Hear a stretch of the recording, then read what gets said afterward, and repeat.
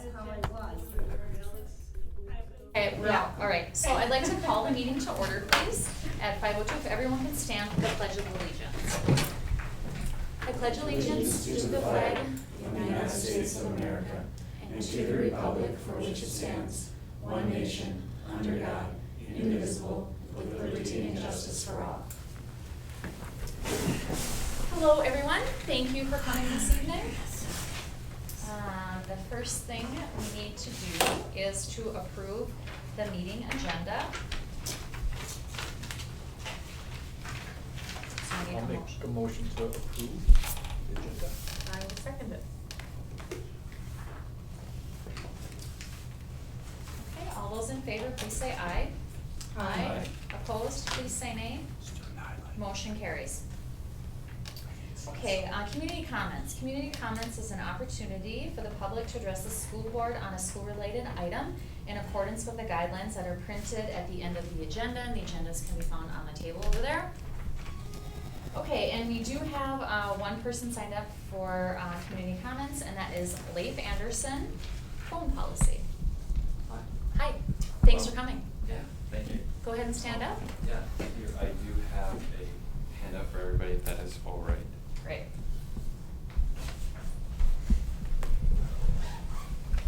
Deb already has this.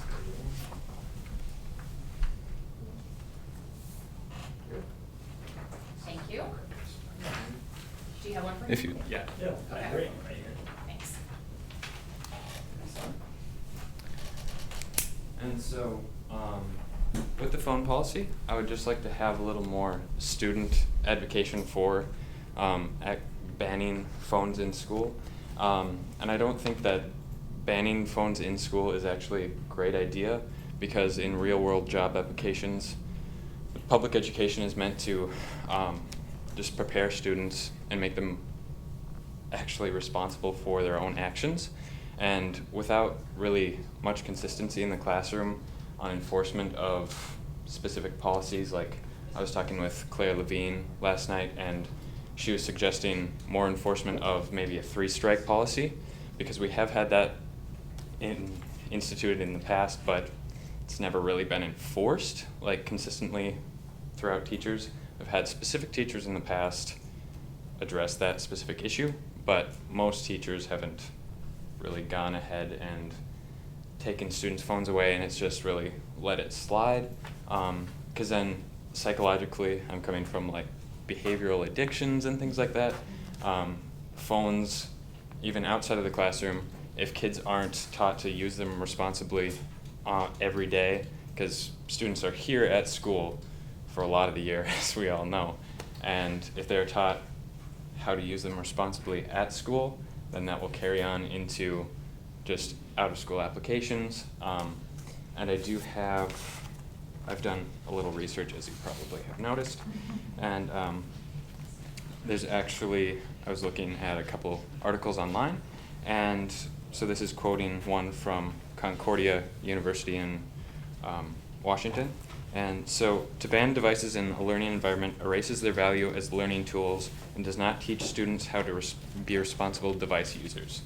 And I was looking at how France had actually introduced this in their own public school systems, and even we could ban or not have students use their phones in younger grades, but allow students like in high school, say 9 to 12 or even 10 to 12, have their devices in school, but rather in elementary and middle school we could institute the ban itself and give older students who are taught responsibility and might be a little more responsible in that environment, allow them to use it in school.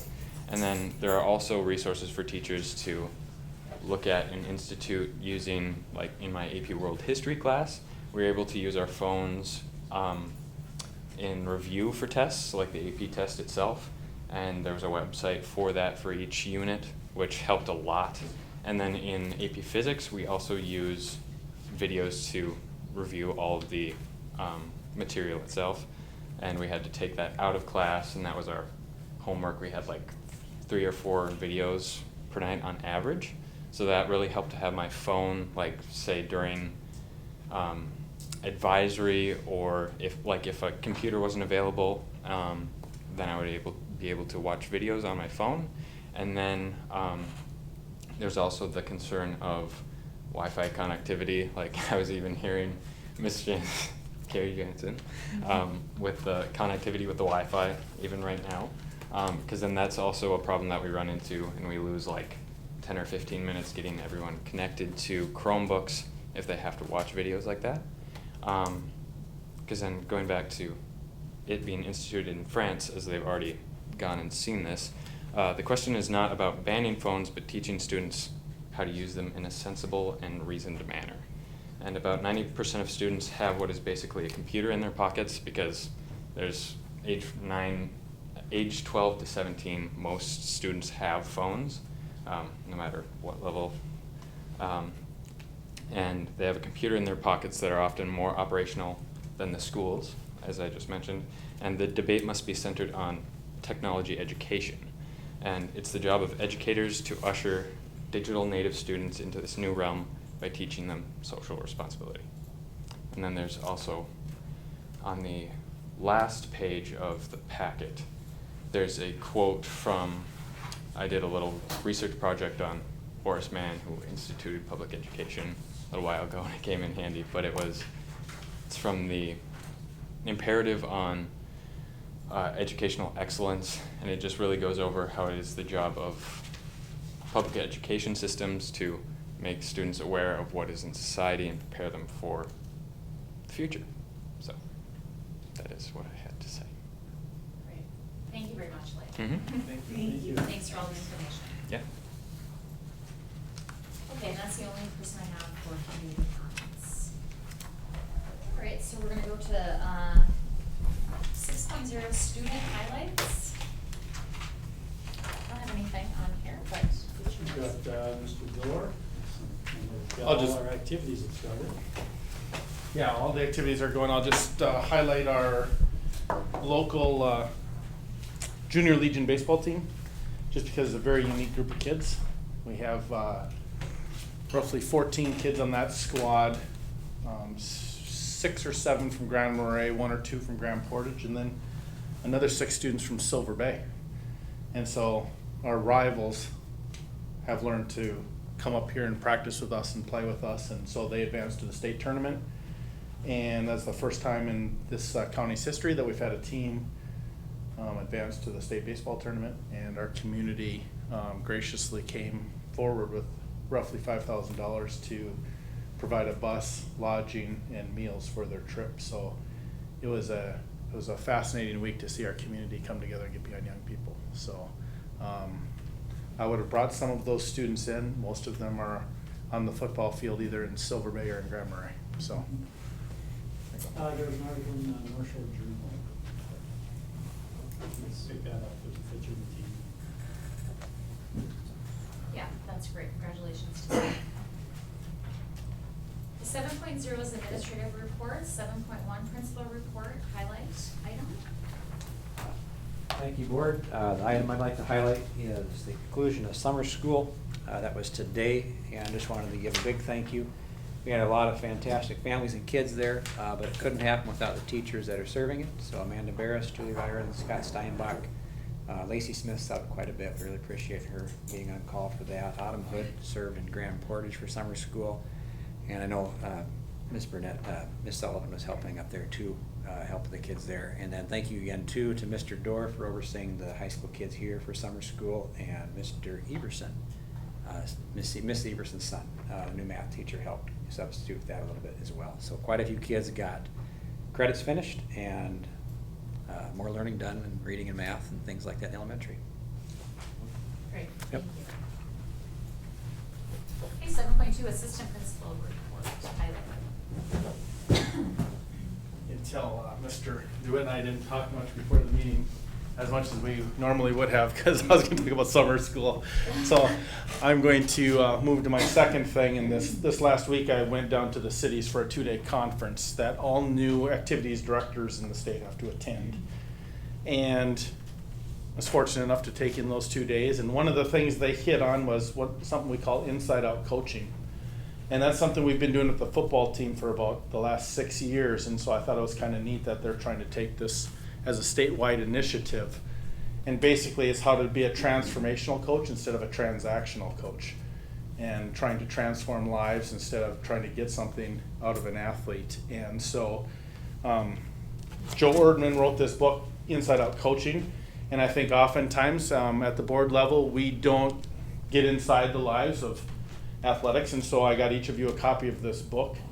And if you're not a big reader and you don't want to take the time to read the entire thing, I would simply just request that you would read chapter 5, and that would give you a great sneak peek. But here at Cook County, I'm asking all of our head coaches to read this and to think about the ramifications of being a transactional coach. And that means leading students and loving students and meeting them where they're at, and not we're not here just for wins and losses, but for a lot more. So I'll give each of you a copy of this, and yeah, that's what I got for today. Thank you. Thank you for the lovely gift. Did you put a note in it for her? Personalized. Sorry. Now you keep disappointed. Honestly, I thought You about can it. do that later. Thank you. Okay, 7.3 Superintendent Report. We'll be hearing a little bit more about the science and culinary arts space, that report, but we continue to move forward there. The security grant that I mentioned to the board, that will be taking place as far as the application on the 29th at 7 a.m. Send button, submit and send. Summer crew is doing an outstanding job. Tom Nelson's logistics have been amazing as far as moving them from here to there. They actually had to give them a break, and now they're back and be working on weekends even to get things set. So we'll be ready to go, and they're committed to that. They've been doing a great job.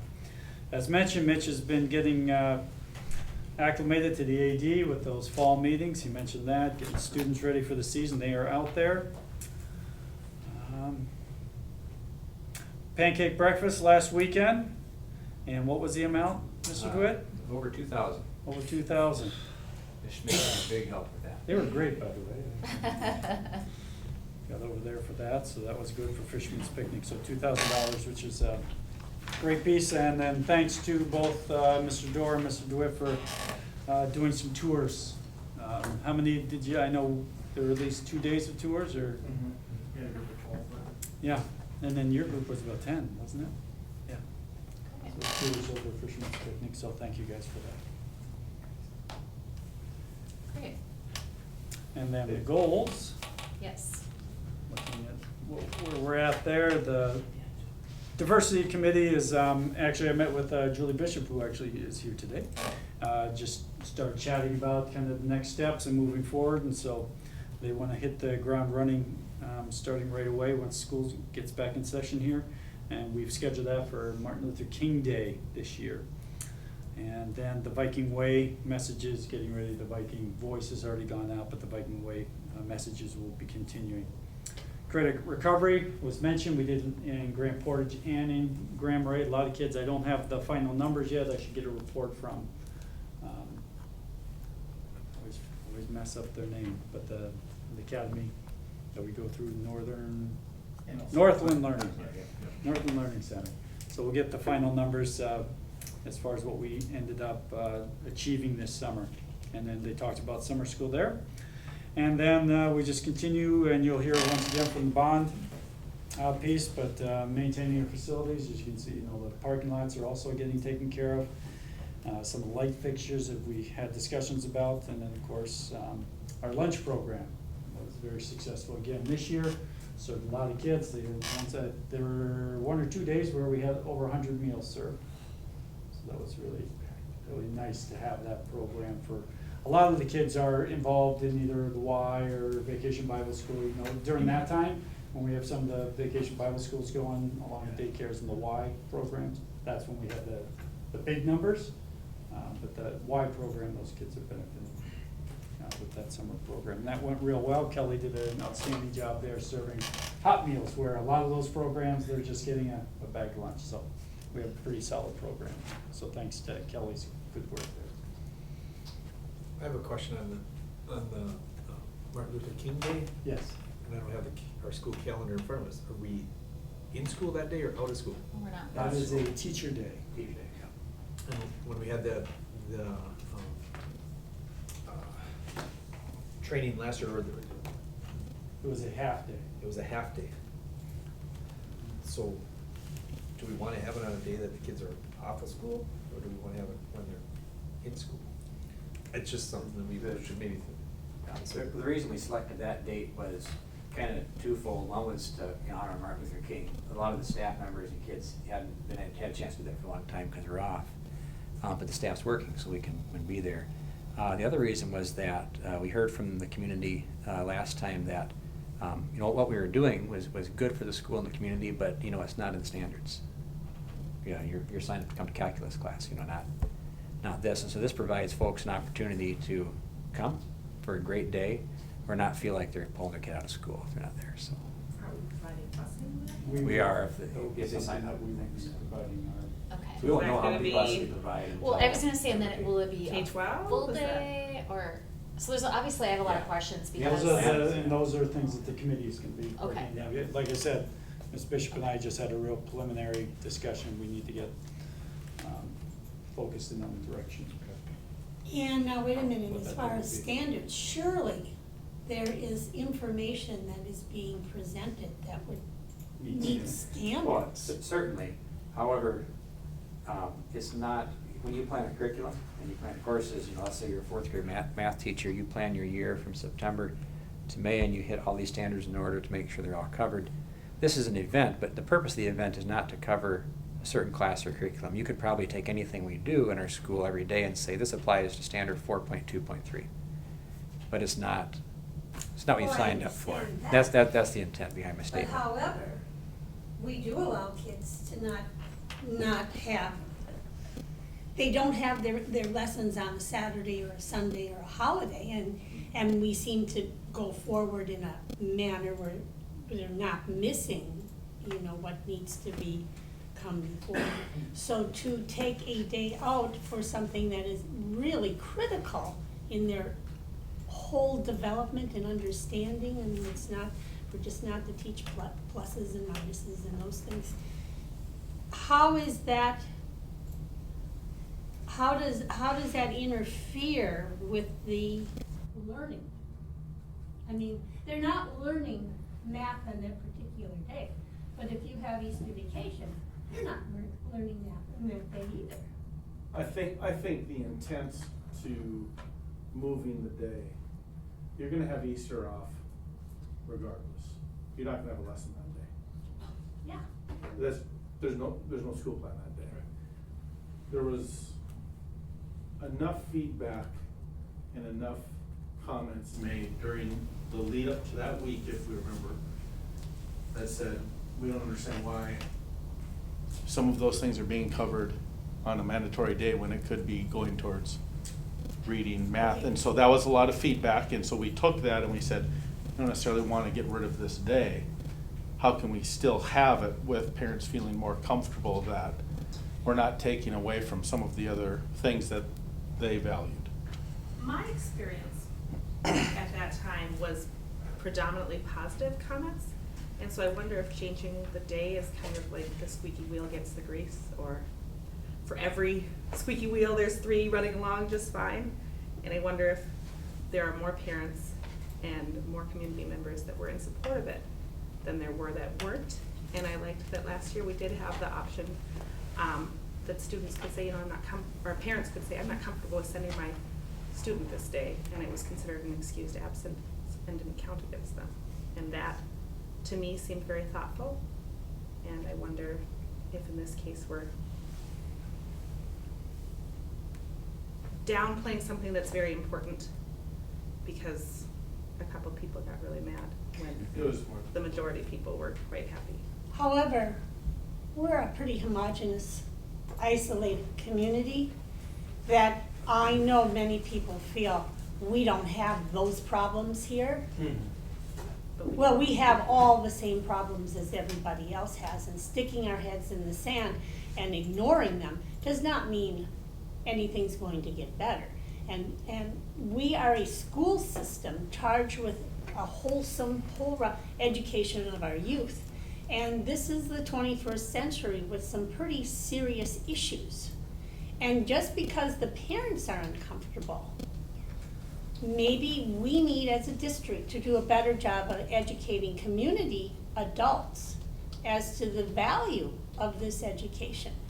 Now, we don't have them coming in and saying, parents coming in and saying, oh, I don't know why they have to learn geometry, they'll never use it. Well, maybe they will, maybe they won't. I mean, or when will they ever use their American history? Let's be real. Are they really going to use their American history? This is just what's been said. But, so it is incumbent on this district as a system to educate beyond the students. I mean, there is value in knowing history, there's value in knowing geometry, there's value in all of this, and we cannot pretend or think we are better, which we are not, than anybody else. So I kind of agree with, I mean, I don't know. I know that you guys are in the front and you are hearing it coming in. I got one phone call being afraid that we were going to be promoting not having weapons, that we would be against the amendment where people can't bear arms. That would be, we would be promoting banning gun ownership. Okay, that was their concern. Well, I think the big thing is that we're gonna have the event. Correct. We're gonna have it, Yes. it's just what day are we gonna have it? And I think that was just my, so we're gonna have the event. Yep. And I know, I see what you're saying, why not do it in school? Why not? Or why do it during school? Whatever.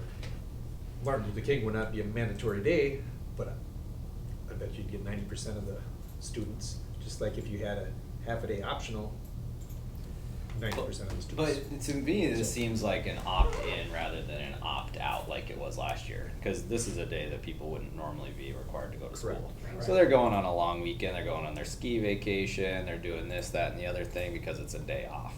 You know, their parents are probably not working, you know, or whatever their family may do. So I would be surprised if attendance wasn't down just because it's like, oh, well, it's a day off. Like, I don't really have to go to school. Whereas the other way around, it was like, it was a day of school and you could opt out, but it was like harder to do that, so to speak, you know?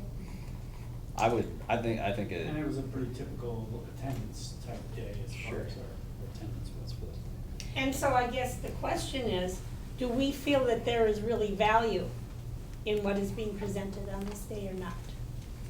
Do we think it's worthwhile? Well, and I also wanna, and I don't know, we don't necessarily have to answer this here, No. so we're giving you feedback, which is a good thing, but I also wanna say, we've been highly criticized when we had school on Martin Luther King Day, board members who've been on the board, remember that. So, if we're gonna opt to now have something on that when before, as a board, we decided and we endorsed the fact that we weren't gonna have that as a school day. And so now to change that, and I'm not saying, I don't know how I feel about it, I don't know if I agree or I disagree, but I'm telling you that needs to be part of your conversation also, because we did agree, we endorsed that because we got a lot of criticism, well, we got some criticism, I'm not gonna say a lot. We got criticism for having school on that day, so that's another thing to add to your discussion. But part of that criticism, there was one particularly squeaky wheel, because Yeah. the squeakiness wanted to be able to personally work with their own children on their own children's heritage on that day, as opposed to them being in school where the teachers would talk about Black heritage. So I just wanna make sure that we, throw all the scenarios out there, and so we don't get weighed down on this. Is there any other feedback that we feel like we should give right now as they get into their planning? And, so let's do that now, and then we'll. I go also next. wonder if putting it on a professional development day might be sending a statement that we don't value the professional development of our teachers if they're. And where does that get made up though? Cause we do we not, we do have to have that day, or You do, We or don't- we we just don't have swap? to have a We just professional swap, it's just a development day. teaching, it's just It's a because teacher it's day. a We teacher's have day. to be there. We have to Okay. be in school Okay. for 165 days. Right. Teachers' contract. Is 180. Yeah. Yeah. For the QEC. QOC? QOC. We do more than, in this district, than is mandated by the state. I mean, don't we? No. Well, no, we meet the requirements. We meet the requirements. That's it? And so we're looking at, to have the event, we can still We meet the meet. requirements We that they meet the do requirement. for their. Oh, policy. I thought we had more than that. Okay. Am I right? Correct. I'm looking, I'm You're looking at right. our. We have 165 days, that's the minimum days we can have in a school year. Oh. Yep. And I'm not meaning to Yeah. criticize your ideas for dates and whatnot, I just.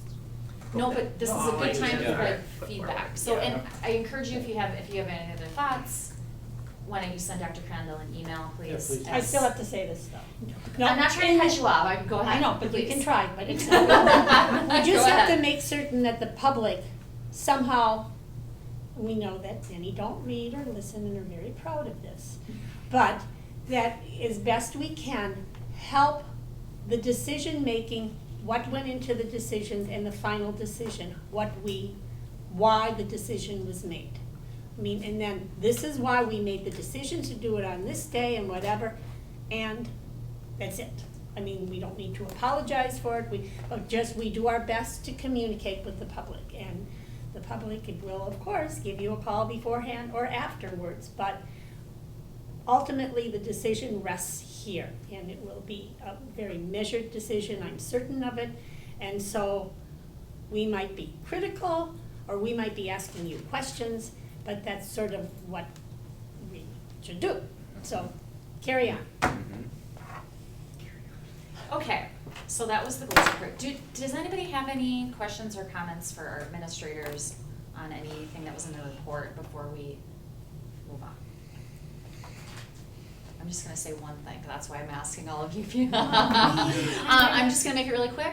I just wanna thank Leif for coming in and doing his research, and he brings up some really good points. And so I know we voted on this and we made the decision and we have that, but I do really appreciate the thoughtfulness from one of our students, and so I'm just gonna ask as the year starts and we see how things go, that it would be great to maybe consider some of the things that are mentioned here, because I do think we're gonna have a learning curve, so.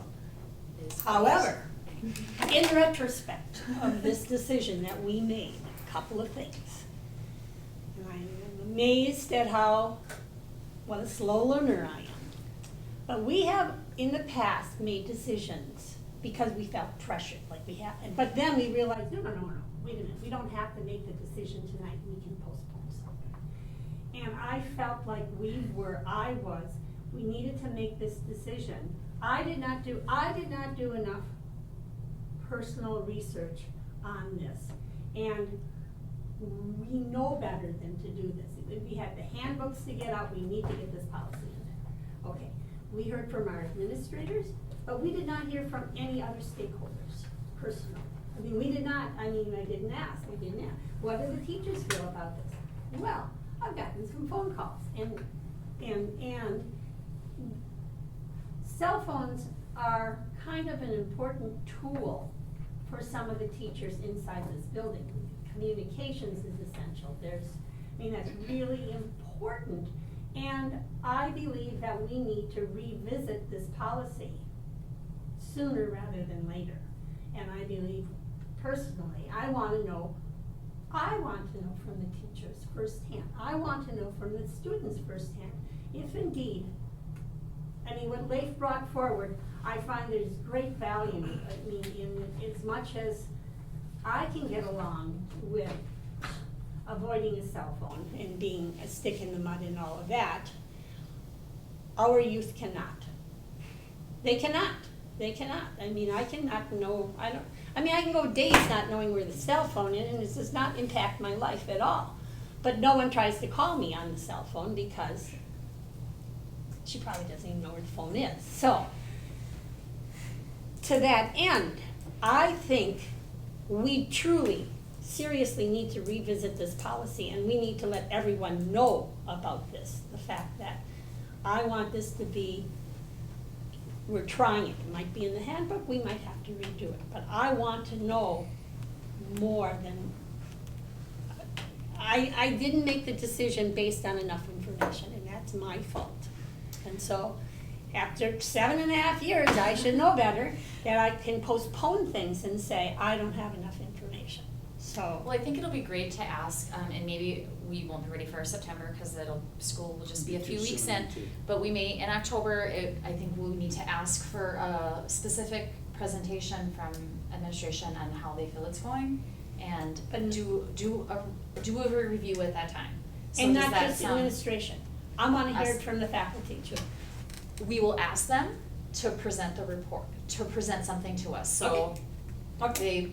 so I think that would be, And where's the media? I wanna make certain that the, well, we're recording it Newspaper. and it'll be on our website. someone watches. It's boring. Every once in a while, someone does. All right, Okay, thank you very much. All right, 8.0 is the consent agenda. Is there anything from the consent agenda someone would like pulled for further discussion? If not, I need a motion to approve. I'll make a motion to approve. Unless somebody's got something.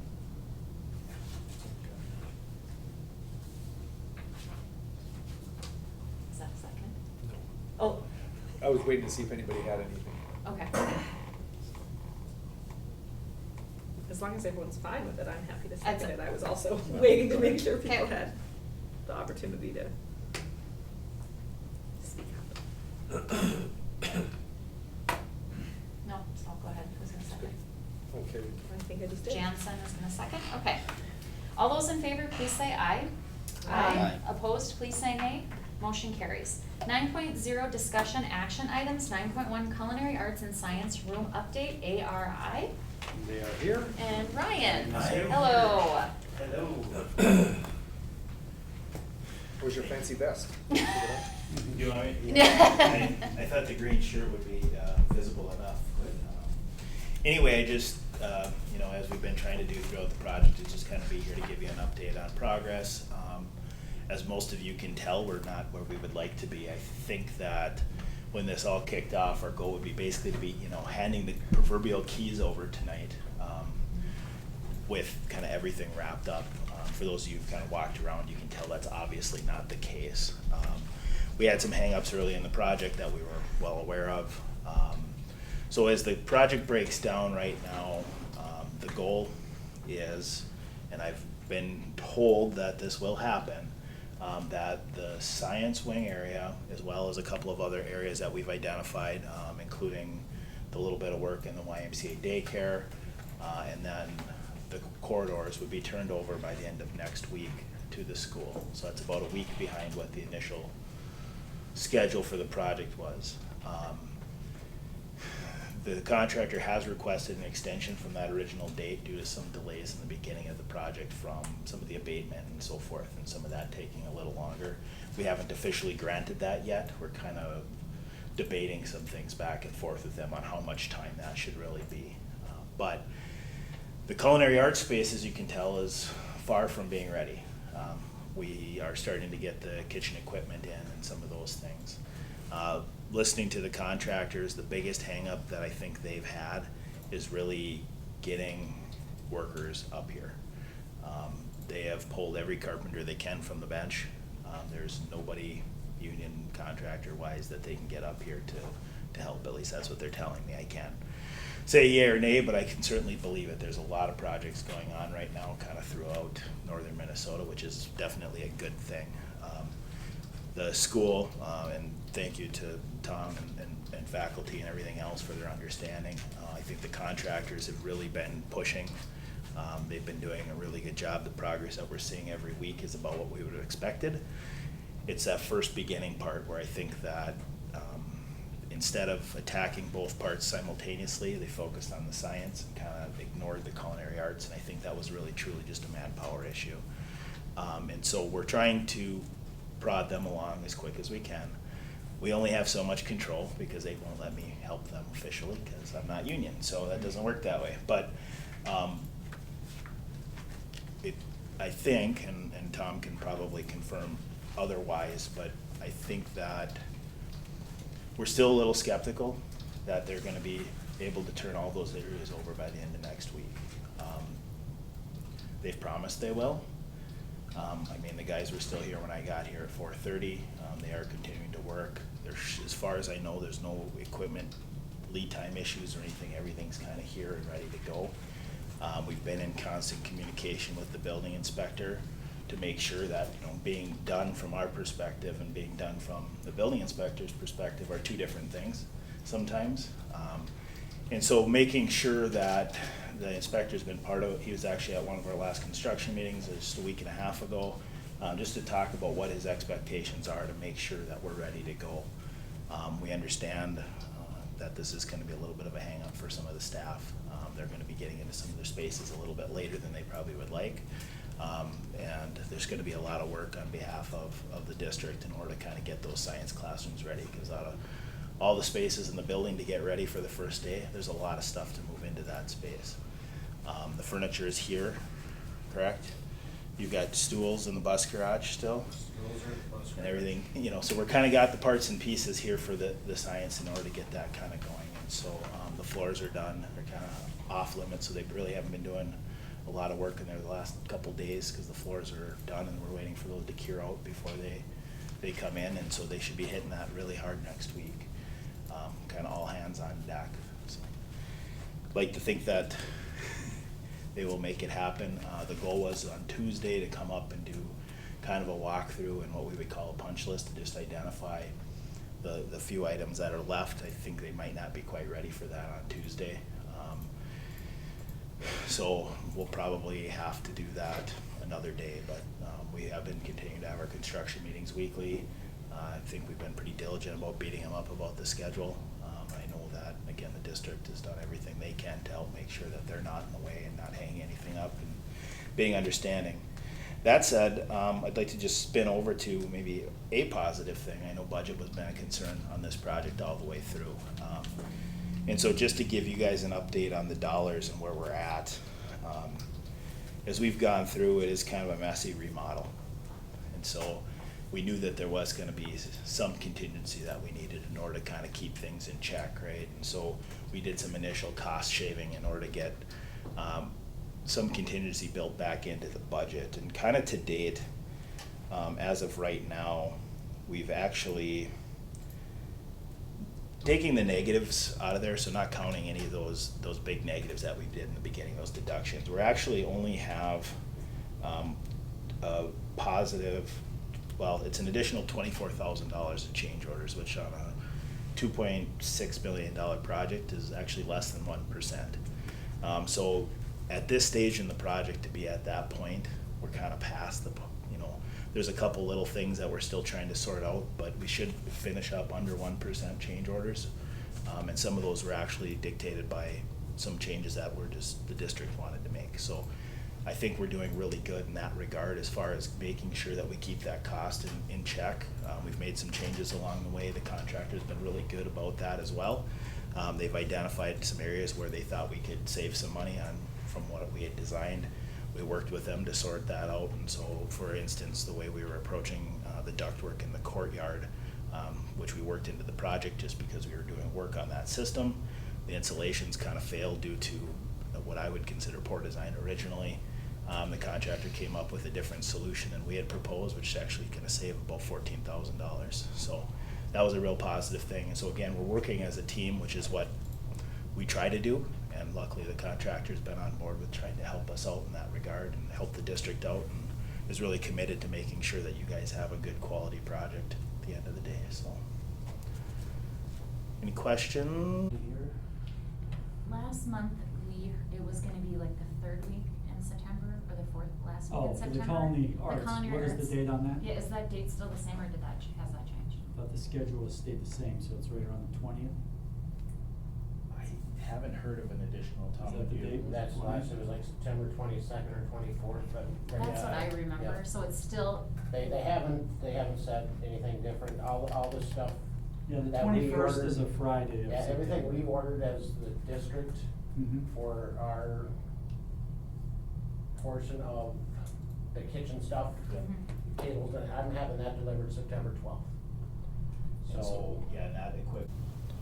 And so, yeah, and that equipment that was pulled out that you guys direct purchased is mostly plug and play devices. So it's kind of, there's a couple of stoves, a couple of, you know, and a lot of like stand mixers and microwaves and those sorts of things, that mobile carts that essentially you unpackage, you put in the space, and you either plug it in or roll it up against the wall and it's good to go. So, So to me, that tells me that by September 12th, we should be close. Yeah. That's the date they gave me to have it delivered, so yeah, that's and what I have set. it does sound like when I talked to them when I got here today, they picked up a couple of extra carpenters that they pulled in. I think they actually had a guy or two of their own that freed up from other jobs. I think there was, They brought two new. yeah, there was at least, I think there's like 8 or 9 people in that culinary arts space when I got here, so that's about as many as you can fit in that space and that Yeah. actually works, so. We did get a tour, I did get Yeah. a tour, and there was a lot of people Yeah. working in there, so I- they're working. And again, I think that the culinary arts piece, it was really because, and I don't know why, but they kind of delayed working on that area in the beginning, and they really progressed really slowly in the beginning on that portion of the project. Right, they're afraid to take the roof off with kids here. Is that what it Like was? the beams, so they Okay. stretch that out before. Yeah, so that was part of it, and I think that once they got rolling, I mean, it's been moving actually pretty quickly, I think. So there's no real concerns there. We did make a couple of small changes just due to lead times of some products and that sort of thing, which is a pretty common. So we've worked with the contractor to modify design a little bit just to accommodate that piece, just to try and make sure we're staying up with whatever we can do to try and get this to you guys as quick as possible, so. So if you could update the board, when will Tom be getting access to the science wing so he can, you know, start bringing in the equipment? Is it? I think that Friday is when they're supposed to be done, the 24th, is that the 24th? My plan is to start bringing science stuff in Tuesday. Yeah. I'm not waiting, so once those floors are cured, Dr. DeWitt sent out an email to the science teachers to invite them in. So I'm gonna start with Emma Spoon's room and make our way that way. I wanna try to get as much furniture in that hallway before we go in to start scrubbing and waxing. So there kinda can be some overlap, so I mean officially they're gonna kinda move out by the 24th, but there's gonna be some work going on. They've got some window trim, there's some, a little bit of casework that has to go back in that they decided to leave out until after the flooring was done, just 'cause it was easier so the flooring people didn't have to go around that. And some of the countertops and, you know, just kinda some final electrical and terminations. There's some heat covers for the heat piping and stuff that have to go in, but otherwise it's kinda getting there. It's gonna be a busy area next week, Yeah. so you'll probably see progress on the culinary arts slow down a little bit next week, be my guess. Yeah, we told them to focus in on getting that space available for us, and then along with that, the middle school hallway, we need to get that back. Correct. And we have 2 rooms down there, 104 and 105, that we need to get back. Well, not to you, Ryan. I attended one of these construction meetings, and here's my input on it. The stress level that each of these individual contractors must be feeling has to be immense. I mean, they're doing their stuff, and I can't think of this, I don't recall their names, I don't make notes, but anyway, they're trying to, the contractor, Gray Davis, running a tight ship. That's great, yeah. I mean, is that his name? No. Scott. Scott. Scott Scott's at the Max gentleman. Gray. He's- Scott, Yeah. Max Gray, okay, Scott sorry. and Kyle. Local guy, anyway.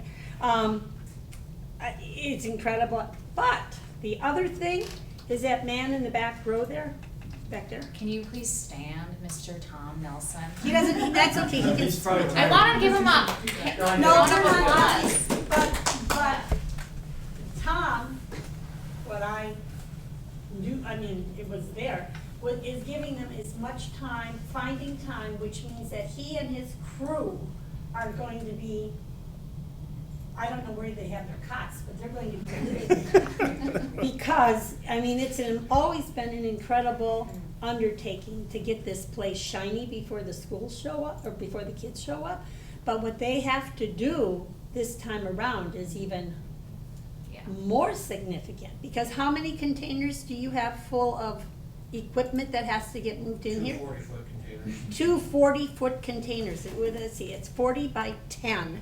That's 4 by 8 feet. So what is the volume of this? Lots. I can do the math. I know how to do it. But, so we are really fortunate to have the commitment and the drive of that individual as an employee here. So, no, I'm not applauding you, just do your job. That's really nice.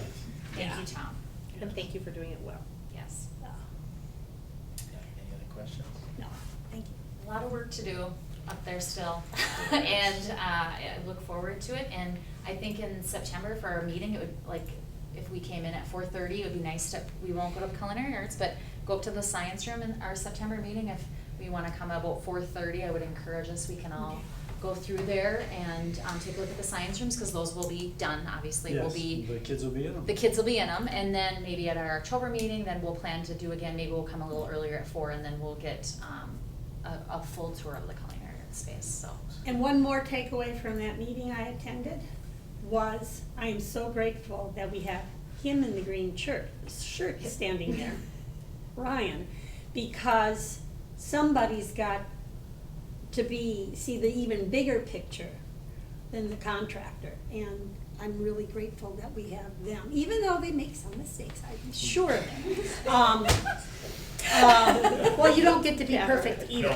But Well, I we did are say there really, were change orders, so Yes. I mean, it is what it is. but we're really yeah. fortunate that the relationship, and unless they were faking it, they were very civil and very, not always in agreement, but it was like, we're pushing.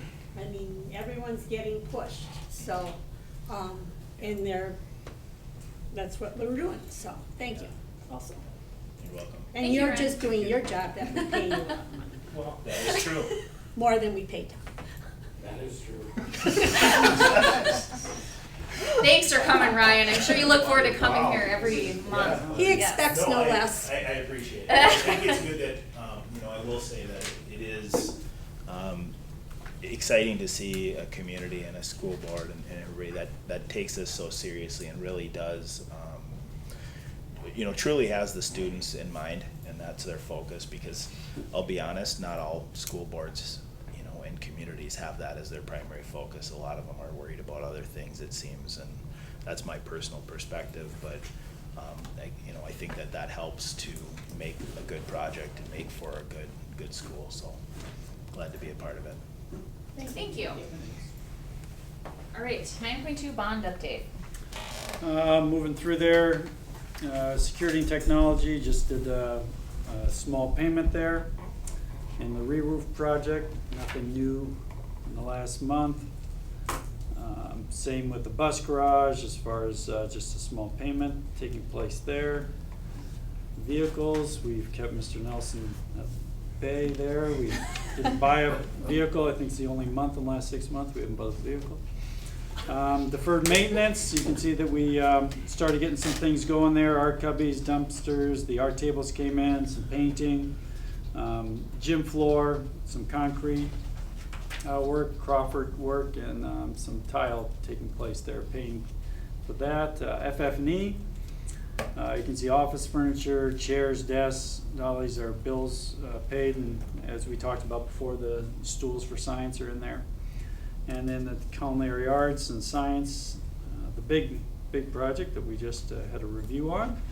Once again, just some payments for twin ports testing, payments for labor and such for max grading equipment and such. And that's where we're at with the update as far as the spending for bond funds. Ms. White? They found a big rotten spot in the roof when they were re-roofing.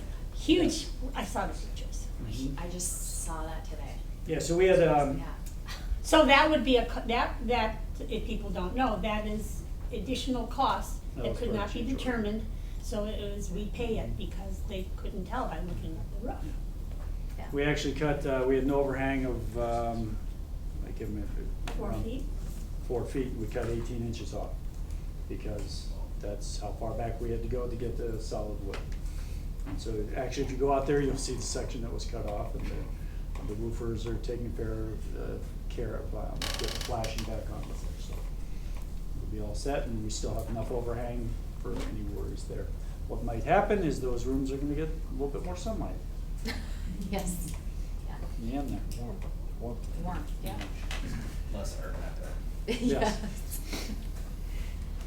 All right, any other questions or things about the bond? Okay, 9.3, to approve the expenditure revenue report, July 2018. And that is in your board packet there, 9.3. Looking at that.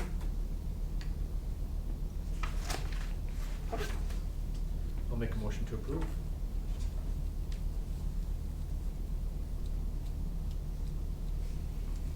Second. Thank you. Discussion? Lori, did you have any thoughts for us? Just that that is still last year's numbers, it's not July of fiscal year 19.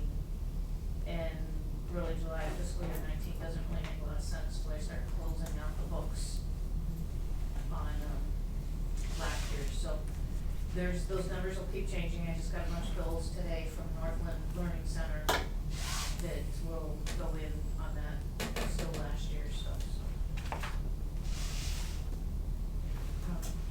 Okay. One or two more. All right, any questions for Lori? Or any questions for Dr. Graham? Okay. All those in favor, please say aye. Aye. Opposed, please say nay. Motion carries. 9.4, to review committee member appointments. And we do- Yeah, so that was sent out to you, you should have that. Yep, or and you we have, a we paper have copy a as well? paper copy right here, yep.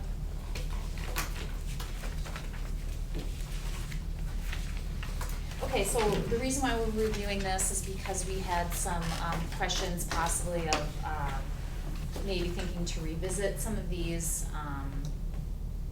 And so I don't know if, the highlighted ones are the ones that are currently that we have somebody serving on. And. We did have a question on the very first one. Okay. There was a request for the Education Foundation. I know there was some discussion, I don't know. There was some, yeah, there was just some discussion. I guess, just to clarify what the Ed Foundation is, and a board member, you're not a voting member on it. You don't, it's just, I don't know what to, you're not a voting member. Correct. And so, You're an advisory role. You're an advisory role, and, they provide mini grants for teachers. And so they, and there's other ones, I will mention that there are other committees that have requested board representation before, and, we've not necessarily, the Wellness Committee and some others, and, I just think when we think about committees, let's remember what our role is to set vision and set policy. And so I think that's why we identified the highlighted ones as ones that we should make sure that we have representation on. And some of the other ones, I don't want to diminish any one of these committees, just because we're not on those. They're still incredibly valuable, but sometimes it's not just, it's not appropriate possibly for a board member or to be on there, so. Does anybody see a committee on here that they think that we should appoint somebody to? Well, I didn't realize that was the Advisory Committee.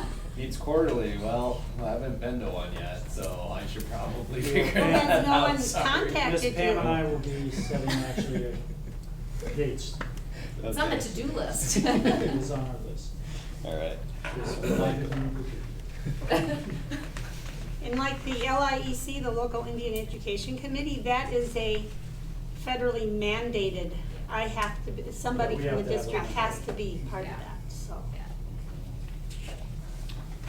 And the Quality Oversight Committee, that is one that has a requirement of a board member. That's in the, I don't know, want to call them bylaws, or a part of that, the setup of that group is to have a member on that. I will make one comment on that. I am on the Quality Oversight Committee, or the QUOC, And I wanna continue on that, cause it basically runs the school year.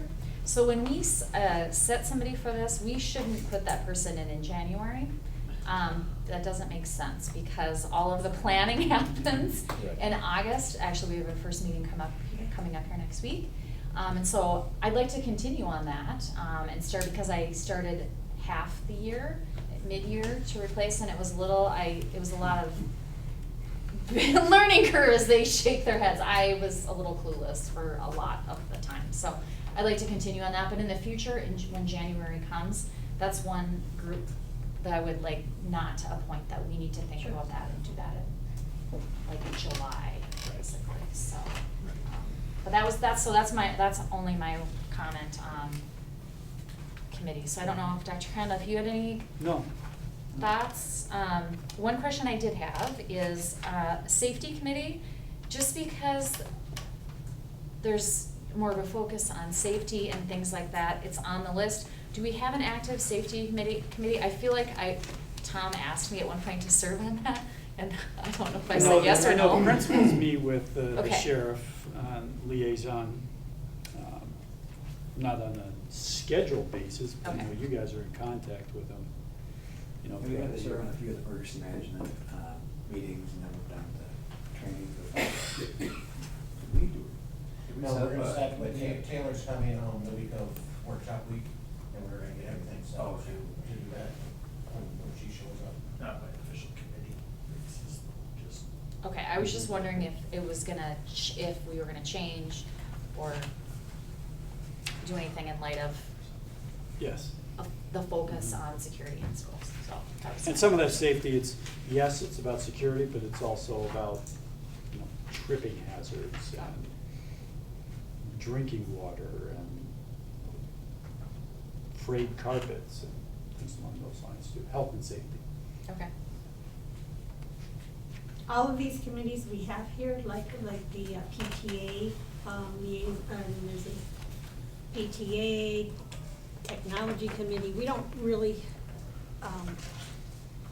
I just wanna make certain these committees understand that if they want somebody to come for a meeting, that would be great. And we welcome a report from them as much as they would like to come to our meetings and do that. So. Thank you, Deb, I yes. mean, I don't wanna hear from them, but I don't necessarily want to go to all the meetings. I'm not a meeting person, so. You know, and if it has something to do with setting policy or setting vision, definitely, then it's appropriate for us to be present in that situation, so.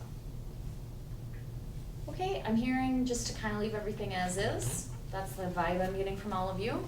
Well, the question was, because we were asked specifically about Cook County Education Foundation, and they really, I got the sense that they really wanted one of us to be there on a regular basis. Can anyone do that?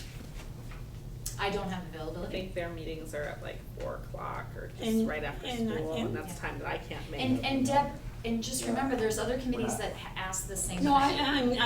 I just wanna make certain that this Yes. is coming out one more time, so Yep. they know we talked about this. Yep. I will say that I've been to those meetings before, they are well-run, 1 hour, no side conversations at all, they're just, And it's not the place for you or I.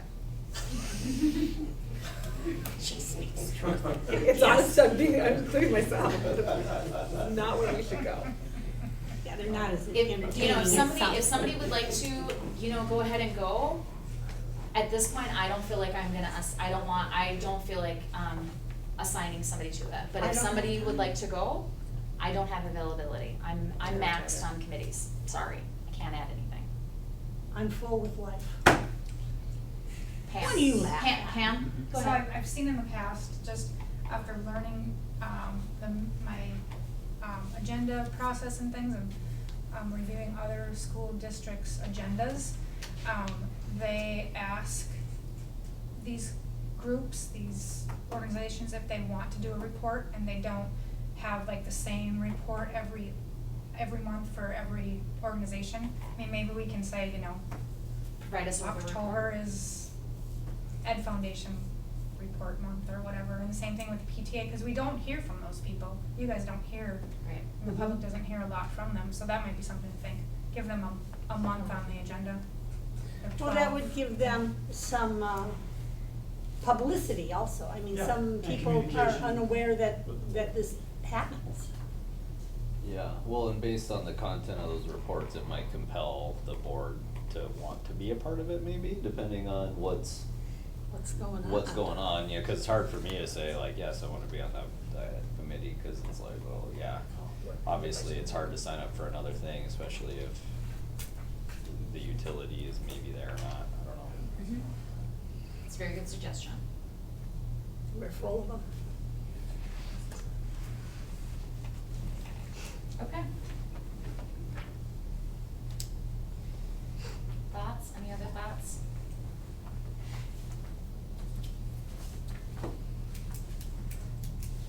Okay, next is the 9.5 student board representation discussion. So we have, there's some information in this, the newest one that we got today, thinking of adding a student school board member. Did everyone see that here? Oh, I remember that. Okay. Yeah, Wonderful. so there's a whole piece, and that's from MSBA, and then Okay. along with that is a list of other school districts throughout the state that do have student representation on their boards. Is this a voting member, or is No. this just? No. Advisory in nature? Just advisory in nature. Then also at the same time, they're eligible then to receive a scholarship from MSBA. Opportunity to apply for that.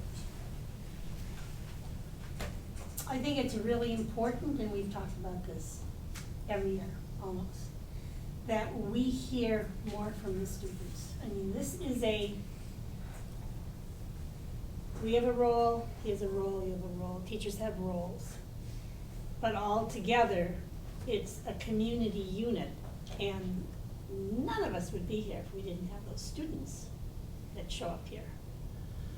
And I just think we are undervaluing their input, or what they know or what they don't know, or opportunities to tell them how they don't know something. But even if we don't get a student that sits here through these meetings, which sometimes can be a little tedious, we need to have some input from them on some sort of a regular basis. And not just a report, but we would very much like for them to be engaged. I would like to engage them in a conversation about whatever their issues are, or we have. So can you ask Lave?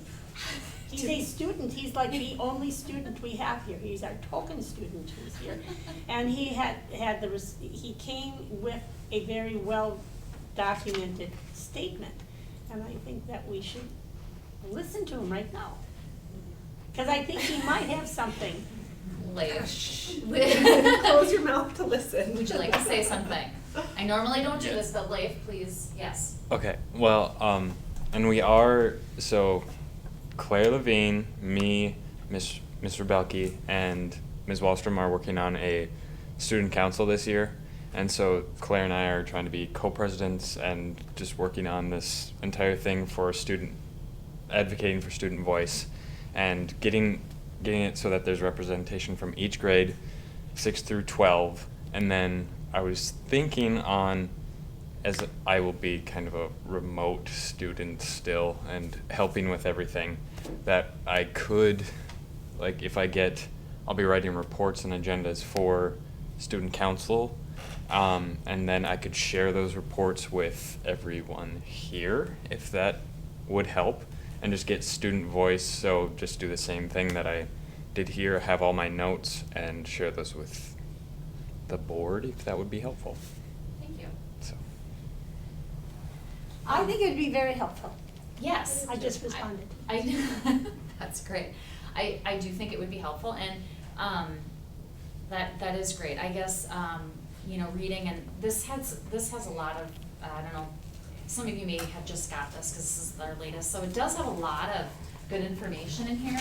I don't know if we wanna think about it, or if we wanna, because I think we have to, you know, as this suggests here, you know, how do you wanna fill it? I much rather, cause it says, oh, you can have an administrator pick a student, or, I'd rather not do that. I would want to put it out there and have somebody apply. It would be great if we had a few kids say, okay, I'd like to do it, and they could come in and, you know, we could have a conversation with them, and, so I don't know if we're to that point, or if people wanna take this information and we can talk about it again in September.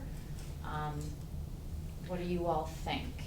I'm happy to talk about it again, but I agree with you that I would rather have a student who wants to be here than a student who feels forced to be here. Yeah. And I think we could have more than one student. I mean, we job share in the real world. Or maybe like Mr. Anderson is suggesting, Yes. somebody from student council, it maybe doesn't have to be him, maybe they could rotate, you know, him and then Claire and then another student council member or something like this. After hear from each grade. Yeah. Represent them. I mean, I definitely like the idea of having a student participate.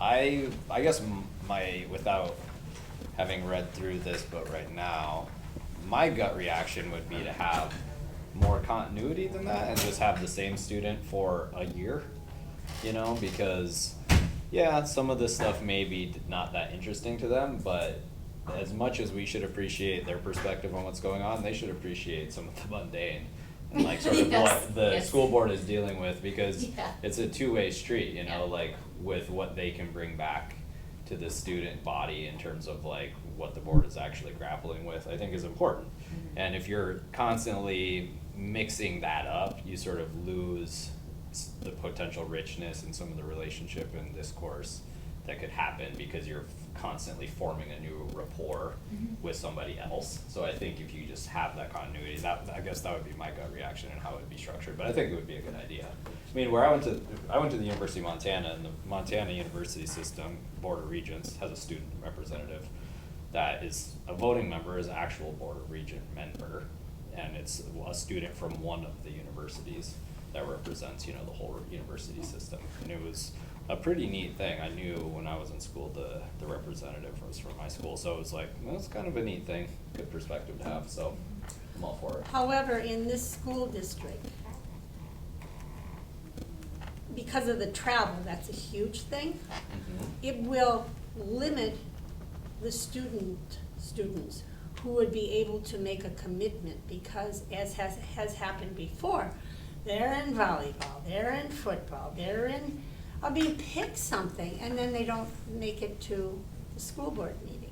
Now, I don't think that the school board should be more important in their lives than participating in their team sports.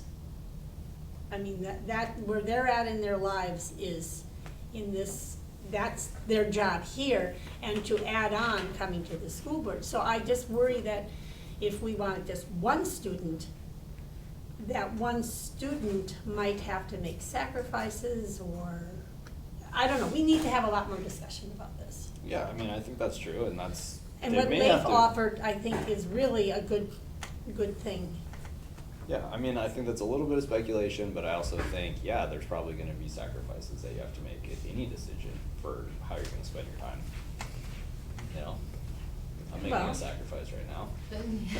Well, and our meeting, you know, we have a set schedule, and the sports teams have their schedule. I mean, I know the volleyball schedule for the season. So, I agree with you, Deb, because in the past, I guess some history is there was, several years ago, there was 2 students that, right? Wasn't Yeah, we there had 2 of them. that kind of shared it? Supposedly, yes. Kind of, but again, as with activities and things, it was very hard for them to come, and I only saw them able, and then like you said though, it was before I was on the board, and then it was like a snowy night or something, and then the kid left because their parents were here, and so I agree with you. I do think we need to put an expectation out there that says, and for us too, say, okay, if this is what we're gonna do, this is what we're gonna do. Then, make the commitment, and just so everyone's on the same page. And, you know, it might be difficult to find someone, but I think if we, you know, it's like anything, clear Give it a shot.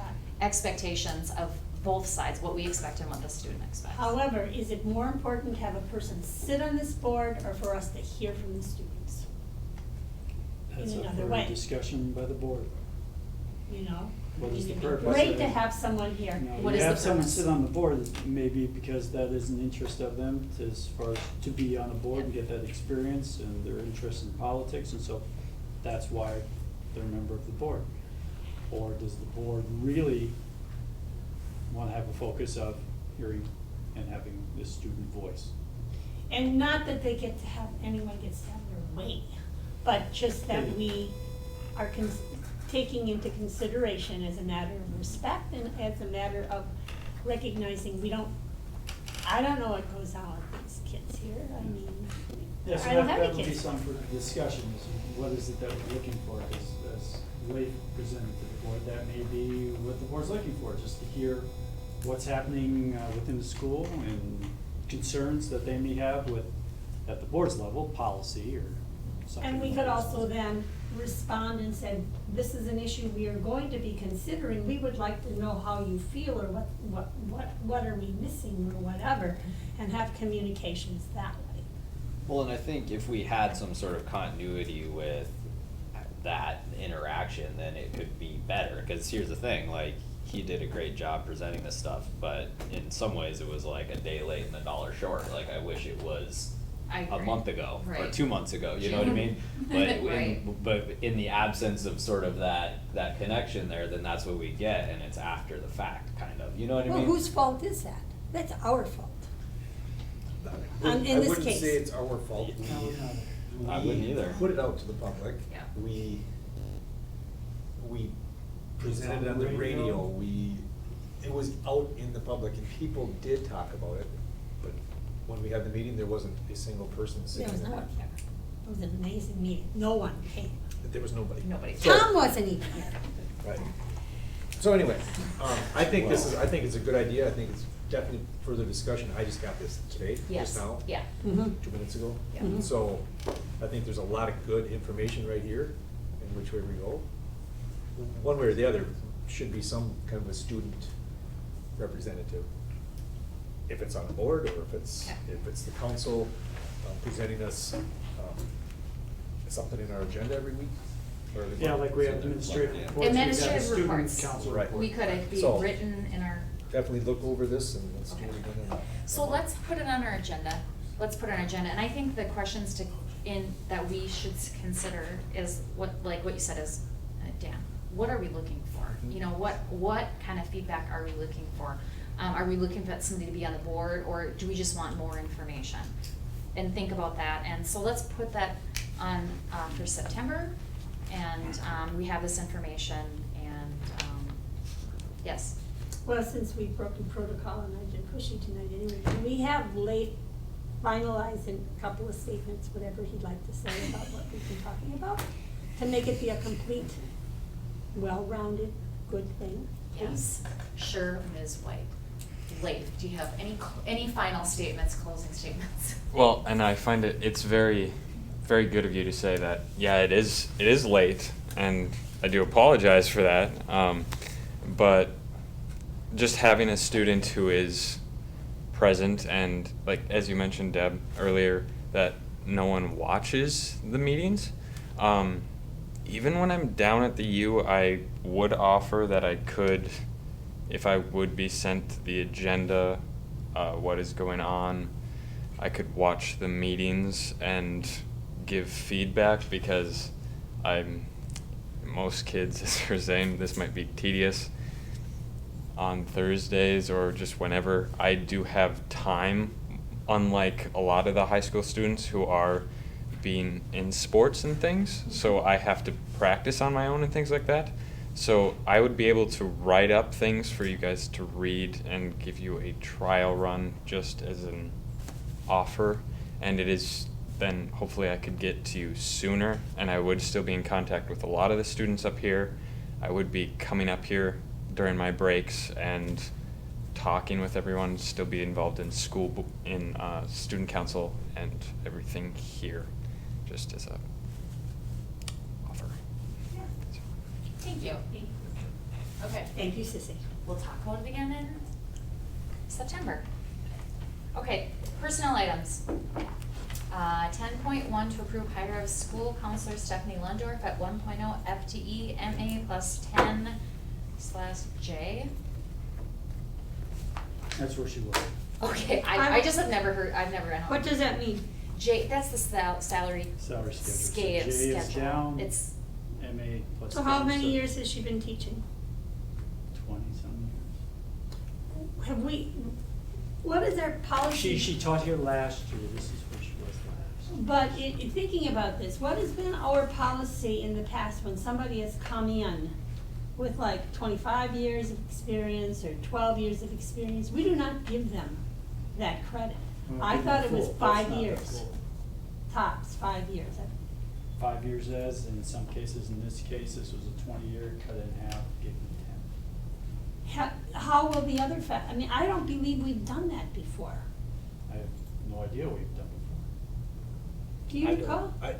I believe we have a policy, or the policy in the schedule is, you know, where, if someone came in with that experience, they're gonna get X amount, they're not gonna start off at No, zero. but they don't, my memory is that they don't get to have credit for every year they taught somewhere This, else. they don't. They don't. They This don't. isn't. This is only He's half. saying it's half. This is half. Half credit.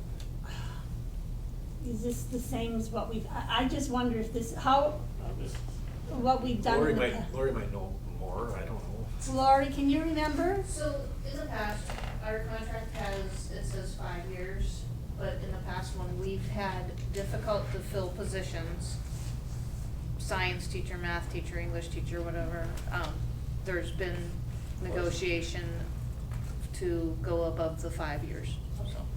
So is she licensed in, Not as a counselor, but she has 3 years of experience as a counselor in a charter school, is that what she was, when she did that? Or was it- Private school. And so she will have what's called a variance, similar to what's a variance, it's actually called an out of That's a new license name. teacher. The maybe community tier 1, tier expert. 2. right? Actually, they don't have, that's an old term now. Well.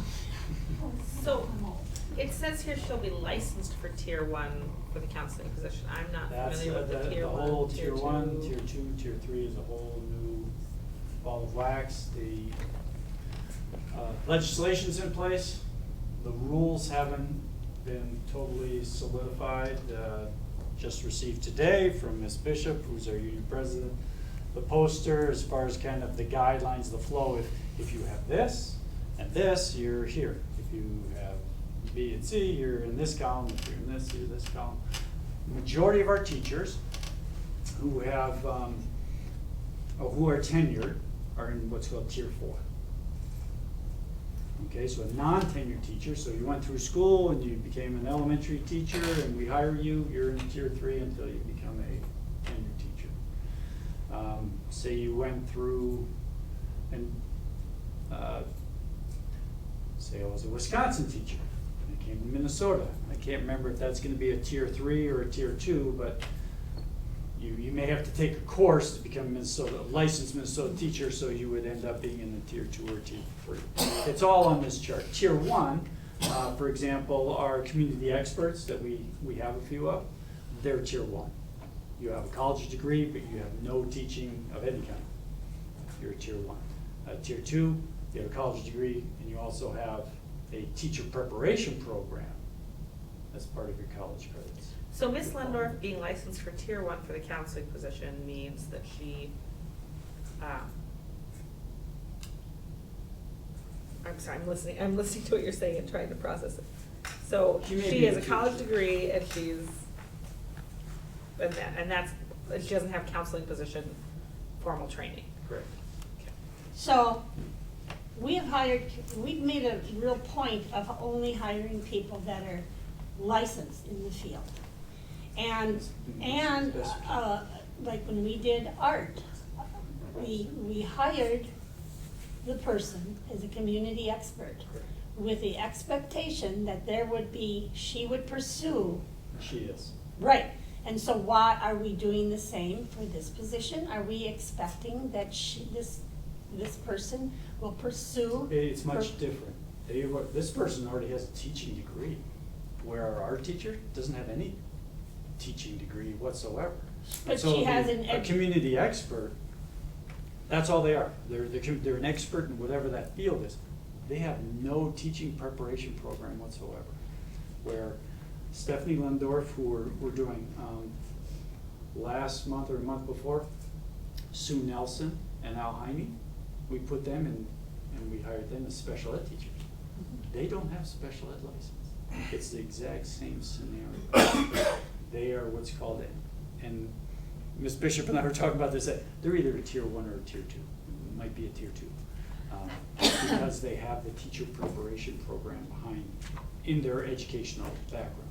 So are we going to require them to get more training in special education?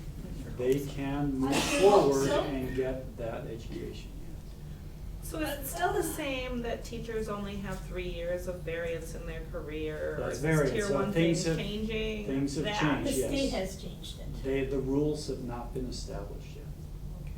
Yeah. So To are, the point where, like our community experts, if you had a community expert license as of January 1st of this year, you didn't have to reapply for next year. So for like Jason Gash and some of the other folks, you didn't have to reapply for them because of the fact that the licensing board is behind in writing the rules for the legislation. That's why it's confusing to me, and I can see confusion on some of your faces, but it's kind of up in the air. So right is now. this a response to like the teacher shortage, or what's the purpose? Does anybody know what's the purpose behind this Part strange of new it was, reorganization? yes, to the teacher shortage, to open it up to more individuals to get in the teaching field.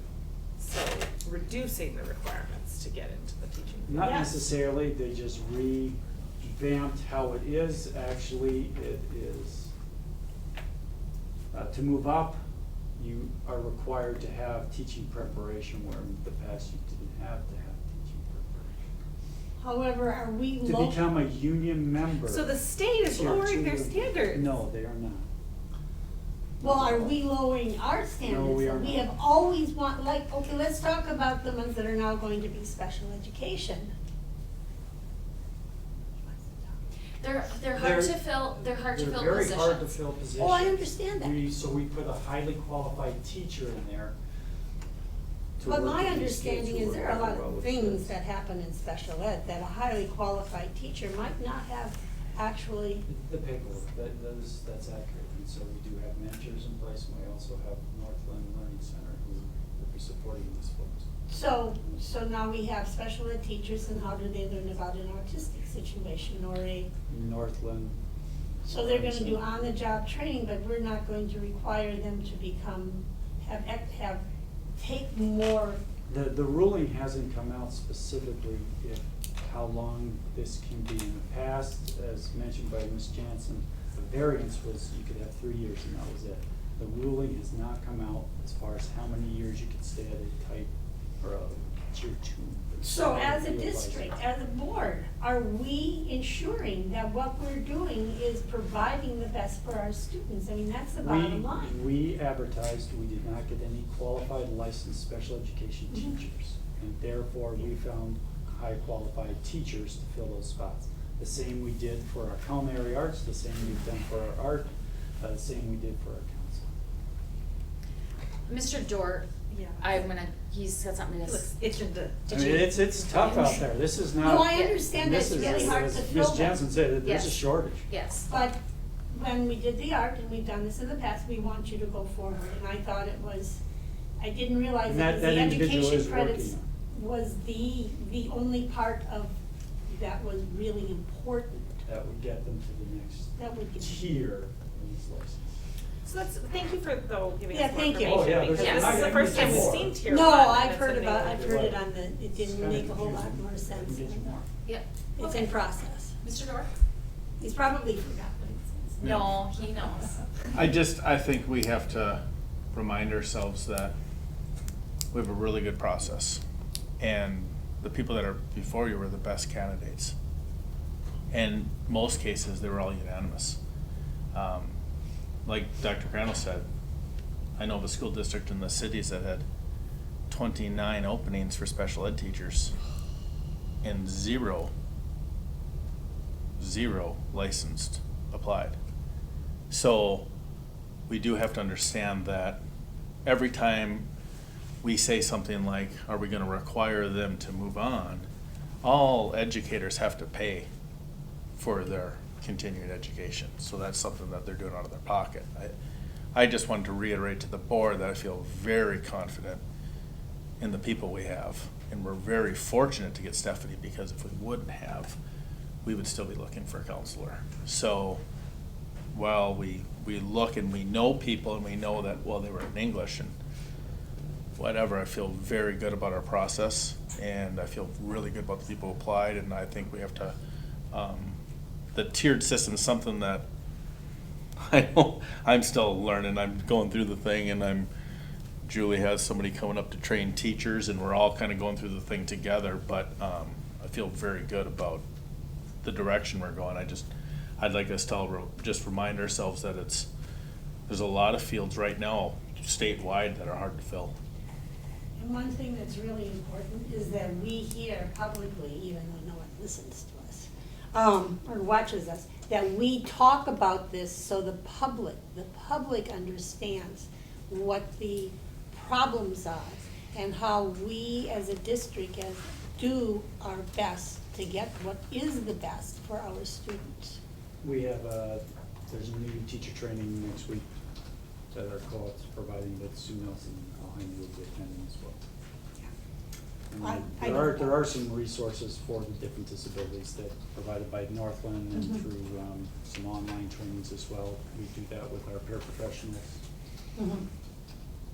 No, I think we do a good job. I was just kind of being the devil's advocate here because it's a question. It's like, why should somebody get to come in and they didn't go to school? They didn't do that. Well, whatever, but we need to explain to the public who wants, somebody might hear, this is why. This is why. Because, and if you have more questions, call Dr. Crandall. I do think it's important, Deb, because, once we put them on that scale, we are not taking them down. They will only go up. So I do think it is appropriate to question this level. And, but as Lori mentioned, when it's hard to fill, when it's a hard to fill position, sometimes, we do end up going a little bit maybe higher on that scale than we would have normally. And how does So- that make the rest of the faculty feel? I don't know, but, When you get right down to it, if I'm hiring you, I am not telling anyone else in this room what I'm hiring you. Mind you, it Yeah. does come out at our meeting here, Yeah. but that's between you and me, as far as where it's gonna come. I could offer you, hey, you're coming in, you're new here, here's our, whatever, I guess it would be A. Right, no, I And understand, but it if we is public really knowledge. need you, oh, it's public. Yeah, it's I may public not be information, so- adding, I might not be saying A, but there's that process that's behind closed doors that Yeah. I don't, No, that's not shared with anyone. But then at some point, it really gets down to, in some cases, I'll call one of these guys and say, how bad do we need this person? mm-hmm, mm-hmm. And then they say, we need them, out of those candidates, we interviewed 5, we wouldn't hire 4 of them. And so then, well, we're gonna make this so it's gonna work, so we're gonna have someone. So the level obviously is the recommendation from our administrators, what to do. So but it's very good. Thank you for bringing it up, Deb. It's important. It's an important discussion to have, I think. Wait, can I just put one more little tiny question? Oh, yeah. So the question, so she will be taking, hopefully, learning more about counseling, taking class, she's Yeah, I'm done not it sure she's somewhere. gonna be taking any classes. She does have 3 years of experience. She's a solid candidate.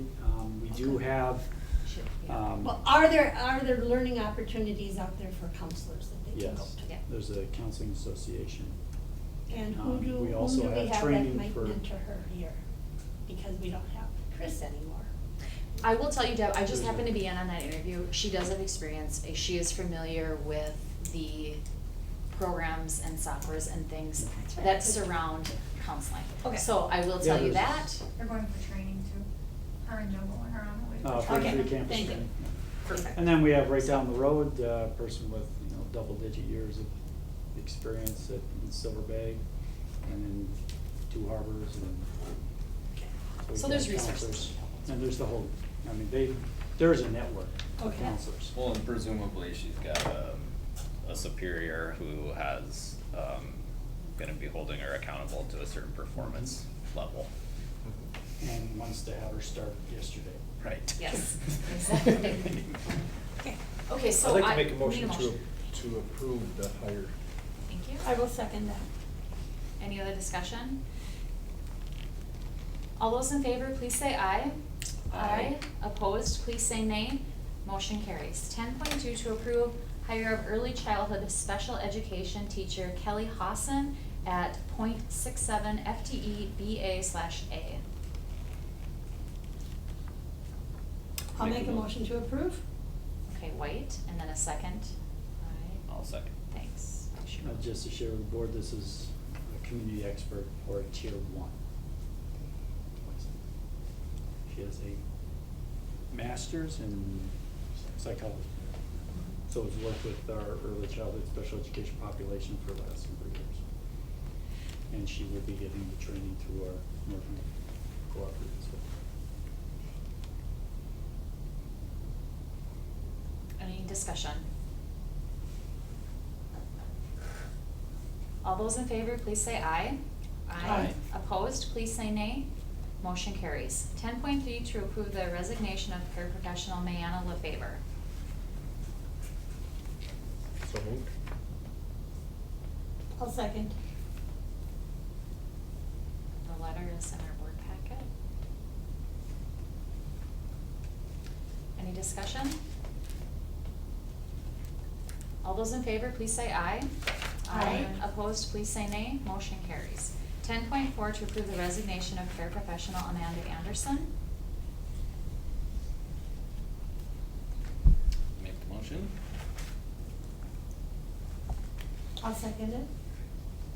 There's also a letter in our board packet. She also will be able to sub in our kitchen as well. She worked and helped out this summer with our summer food program. So I can't help but just look at the phrase, every time I thought about going back and working in an area that I don't feel my strongest in has given me anxiety. It just makes me curious if there's something more. I would suggest if you would like to know more, you can talk to Dr. DeWitt following the meeting. Okay, any other discussion? All those in favor, please say aye. Aye. Opposed, please say nay. Motion carries. 10.5 to approve the resignation of full-time bus driver Sandra Smith. What this is she'll still be a substitute bus driver, but she needs to formally resign from her route. So she's not going to have a full-time route, but she'll still be a sub for us. Make a motion to approve. I'll second it. Okay, any other discussion? All those in favor, please say aye. Aye. Opposed, please say nay. Motion carries. 10.6 to approve hire of full-time bus driver Lance Anderson. Pay rate is per Teamsters agreement.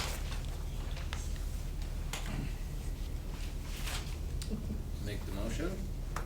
I'll second it. This is filling the route of the Okay. resignation. Which route is it? They go out for bids every year, so. Oh. Most likely it'll be either a special ed route or I don't know the right questions to ask about bus drivers as far as qualifications and whatnot. Oh, but- they They have to have full a- license Yeah. process. they have They their actually just background attended checks. training yesterday. So we don't have any information on Lance, although I Well, know him Lance personally, was so I'm on not the that least course bit. last year. Okay. He has that experience. You know, it's on the back of the truck, the bus, using the mirrors only. Any other discussion? All those in favor, please say aye. Aye. Opposed, please say nay. Motion carries. 10.7 to approve resignation of physical education teacher Sarah DeWitt. Letter in your packet. Yes. Make a motion to approve. Second. She did a great job this past year, as stated in their letter, with materials for the gym and lunch on the design and curriculum. So, appreciated her time and with our students and with our staff here. Yeah, I'm excited to see her go. She really had a lot to offer our students in her quiet and consistent way. She was amazing. Any other discussion? All those in favor, please say aye. Aye. Opposed, please say nay. Motion carries. 10.8 to approve the resignation of PK-12 Principal William DeWitt. And we have a letter. Letter and In our board packet. communicated with the board Yes. earlier this week as well. Just so you know, I just thought about how nice this school year was gonna be. I filed to run for all this, we have everything in place, it's not gonna be stressful. And then 3:42 a.m., I wake up and start stressing about the fact that we are losing part of our administration team. So thank you so very much. But I would, family is always first. That's how we've always run our lives, and that's what I support, so. Yep. Yeah, I'm extremely sad to see this on our agenda, and I have never seen a school administrator with more honesty and integrity in our district or elsewhere, and that's something I really respect in any human being. So even though I have not always agreed with Bill DeWitt, I've really appreciated his the way that he has come about with everything, and his humility, his willingness to learn and grow and listen to everything. So I'm really sad that we're seeing this, but I wish you the best. He's gonna be here for 2 months. Oh, 1 more month. No. Are we September August 1st, already? and No, it actually it's- says it's- Oh, this specifically is here. it. This is our words of farewell. Yeah, it is. This is it. Yeah, I didn't. Driving off into the sunset. Ending September 1st, and he will be taking leave until that No, day. I'm trying to get. So this is it, Deb. This is our Say last it. moment to thank him for his time here and to wish him the best as he moves forward. I'll make a motion to approve the resignation. I'll second. Now they can vote. Okay, so any other final comments? Any other? Nobody's almost blushing.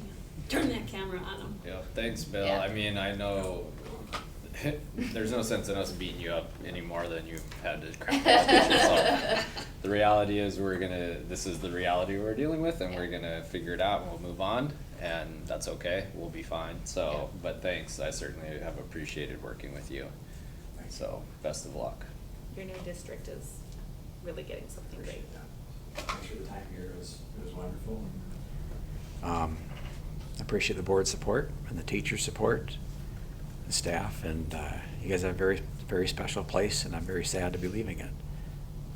It's a good opportunity for us, but I don't know if I said in my letter or not, but I wish I could move the whole school and everybody down there.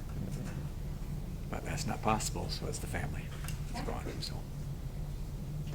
You've been great, Bill. You've been a breath of fresh air, and I truly appreciate everything that you've brought to us. And I'm very sad to see you go, but I do wish you and your family the best. And I know you'll do fine. I don't have to worry about that because I know you, so you'll do fantastic. So I wish you the best, and I'm sorry to see you go, but thank you. Thank you for I would your like to say, time. just for the board, that I care a lot about the students here, and I also trust very highly in Mr. Dorr and Dr. Crandall's leadership, and the new year is set up for success. I know you mentioned about waking up and being worried, and a good year is set to go.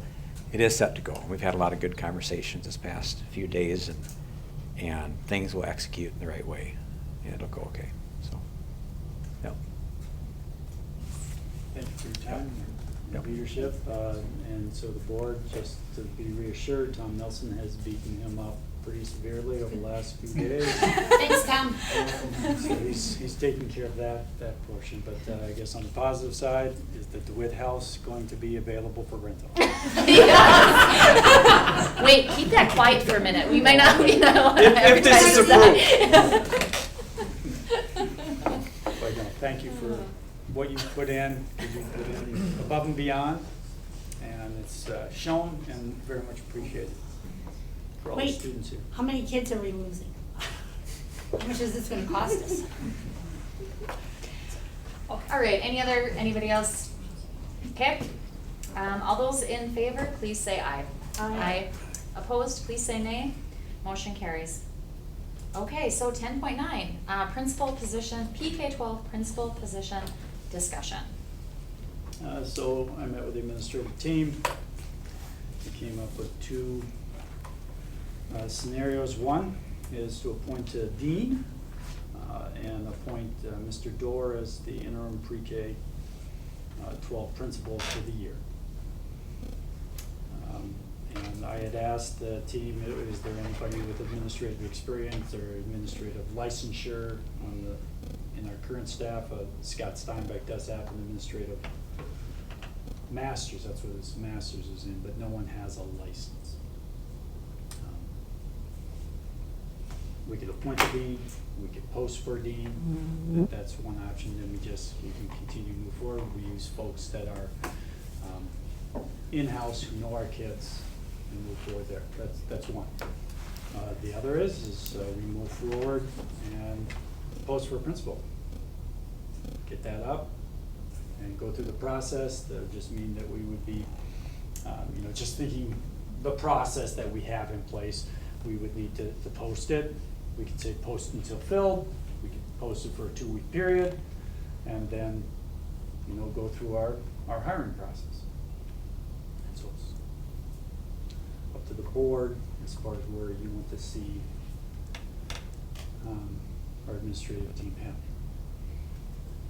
I don't think we should be changing the administrative structure like this. We'll just change the structure. Put a lot of effort and time into getting the structure with the two principals, and at this point in time, we're not constricted by money. I mean, which was a real consideration when we were talking about restructuring at one time. So I'm not in favor of going after a dean. I believe that just staying in-house is not necessarily the best for our students. Not that there's anything wrong with whom we have, but we don't know who's out there. And we need to follow procedures. We need to follow what we do. We have some time, it's not like, I feel we need to do, just like everything else, we need to hire in what our protocol has been. I absolutely agree with you, and I would add that as much as I have faith in our staff here and the people that we have in-house, that it's important to consider someone like a new principal and how they can best grow. And I don't think throwing them into something that might be too much for them is the best way for that person to grow in their role. Yeah, I mean, I agree too. I think my opinion would be to stick with the current structure. The strategy of maintaining that is probably another question, because you post a principal job right now for the next 2 weeks. It's like, geez. I mean, is there another Bill DeWitt out there searching the classifieds right now? Bill DeWitt. Maybe. Exactly. Maybe not, but I don't know. I mean, I would just have a hard time. I mean, we're in this reality, sort of kind of going forward, and I guess I would defer to Dr. Crandall, do we have some time if 2 weeks doesn't produce what we want? I just threw that out as that we could have it, we could put until filled. Yeah. And so we could go through, say, for example, we get 5 applications. We may want to say, let's look at 2 weeks. In 2 weeks, let's see what we have. And at 2 each, we have 5 applications, we have 3, whatever it happens to be. We go through those and we say, well, they all look like they have the qualifications that we're looking for. Let's go through our interview process. Sure. Or, well, it looks like only 2. Do we want to interview or do we want to wait a little bit longer? And so we can go through that. The other question I guess I would have for the board is, because it is where we're at, we're in the school year starting here, do we post for a principal or an interim principal? Sure, it'd be another thing to contemplate.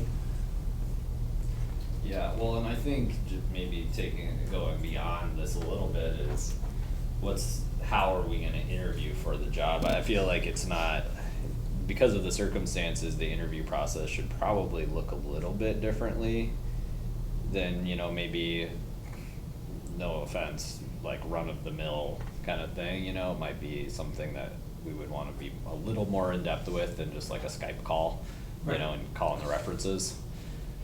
Maybe a little bit more extended kind of a thing, just we've gone round and round and round about fit and all this sort of stuff, really kind of sensing that out might be a good idea, but I realize I'm getting ahead of myself a little And bit here. we could discuss this. We do have a process, and in that process, we know what the makeup is of who we want as far as our panel for interviewing.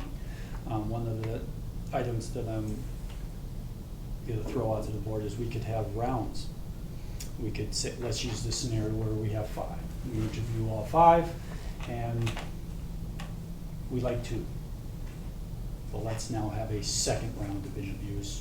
Do our reference checks on them, let them know that, hey, whatever, Mr. Smith, Mrs. Smith, they're in our top finalists, and we're gonna have a second round.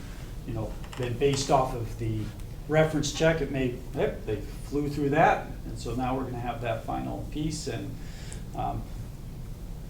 maybe we have, Mr. Gettle and Miss Lindy on the first, sorry, and then Ms. Jensen, Ms. White on the next one, or whatever, Yeah. so different board members could be.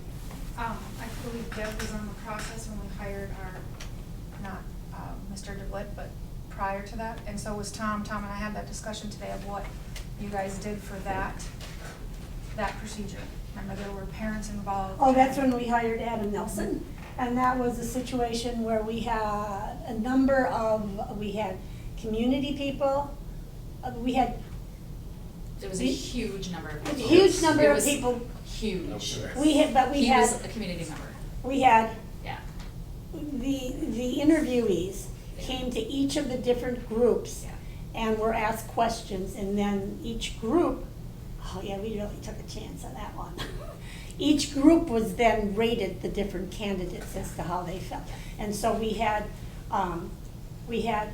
faculty, we had teachers, we had school board and administration, we had faculty, we had staff, we had community people, we had some other groups. And there's 3 or 4 groups. It was a And so huge it was. production. It was a production. It was a production, huge. and as it turned out, when, I can't remember, now this is where I know my,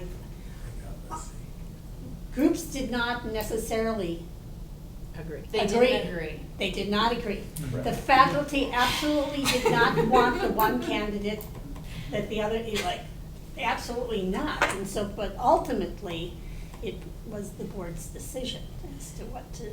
It yeah. was. And that's where it always comes down to. It always comes down, but I'm not an advocate of that route, because that was a Saturday that 35 people showed up for, and then it was tense, because then somebody stood up and said, well, you're not gonna listen to anything. I'm sorry, but not a good experience for me. And I was on the board. I guess before we keep going down this trip, Pat, what does the board want to do? Yeah. Do you want to post for a principal, or, that's what I'm hearing right now? Yeah. Do we want to post them for a principal or post for an interim principal? I guess that's I one think it's question I'd like clarify to the- answer. I have That, two. again, can you clarify what's the difference? What's the Interim, difference in the there's an principal's end date. rights? Okay. There's an end date. Like at the end of the school End of year. the school. But Be like, go ahead, I'm sorry. can't we just offer them a 1-year contract? You bet you can. Which would be the You can same do that. difference. Yeah. I mean, it's the You don't same have to thing, call them right? interim then. Can't we just do With our negotiations now, we have the principals as a union, I mean, It can. ends next year though, right? We already Or voted not? on that, how Or do did we that, have- what were the details on that? I'm sorry, I missed Well, we what you can said. offer them a one-year contract. I believe we still can. I also, I asked the same question of Bill DeWitt last fall, and so I'm gonna ask this question of Mitch Dorr. What are your thoughts? Because however it shakes out, if we are able to get someone qualified that's a good fit, they will be your closest, Innovative partner. yeah, partner. Mhm. So how, Illustrative team. do you have any thoughts that you think might help us to aid this decision? Well, I have 4 kids in the system, so I just want a smooth transition. And I want what affects kids least. And so my answer may come across to you as self-serving, but that's not my intent. The 3 of us had sat and talked today about how do we transition so that kids are least affected. And that is appointing a dean. I'm not saying that I would die on that hill, I just would like to give you a little perspective on that. That person takes the discipline, that person doesn't do the observations, and then I would have to take on all the observations. But what it does do, more than that, is it allows me to work with that person next week, for the next 2 weeks before the school year starts. If you do open this up, which I'm not opposed to, know that you're gonna open it up for a week or 2 probably to find candidates. And it's gonna take another 2 weeks to probably get them in the building and do housing. And then it's gonna take them about another month to figure out the whole system, whether they have experience or not. And so what you're doing is you're looking at it and you're thinking, I understand you might not wanna change your model, but if you do go that route, you're looking into October, MEA break, before that person really gets on the floor and is doing it. I've been meeting the last couple of days with Bill and going over what we need to do. And I'm not gonna lie to you, I'm gonna be learning a lot of it as I do it. I'm not here to, I'm not Bill, I'm me. So I'm gonna do what I do well, and I'm gonna try to learn the rest and rely on our staff, which is fabulous. I do believe that we do have somebody here who can help in that journey and do it. But I'm gonna support the board in whatever you decide. I just want what's best for our kids. I'll do whatever role that is. So I'm just thinking of timing in my world. So with that in mind, is it possible to do both? Could we Well, advertise and have a temporary dean of students Well, for what you would do is. until October or it's just, whatever? you take any teacher, whoever it happens to be, it could be in any field. You take them and now you put them in the dean role.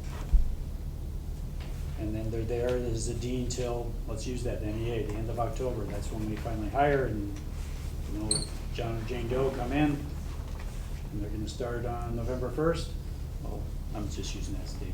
So for 2 months, if I'm that teacher, I have not been in my classroom. Yeah. I have not established the norms for the year. Yeah. I've darn near missed the first grading period, or minimal, probably That's half too of it. disruptive. Yeah, And that's that's disruptive for Yeah.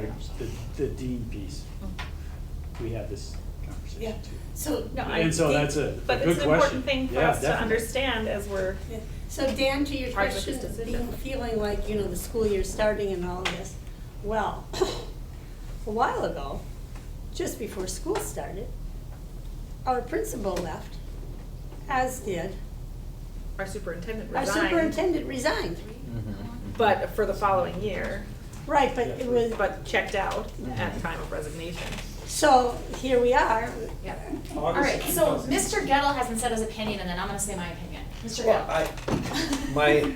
mine was if we want to keep the same structure, I think I would think we do, but the problem is, I was gonna say exactly what Mr. Dorr said, was what happens in 2 weeks?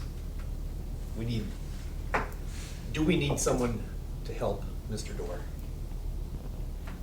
for the kids? Yes. How much more can Dr. So- Crandall be here for a month or so? I just, need to be here more. He said that, he knew more.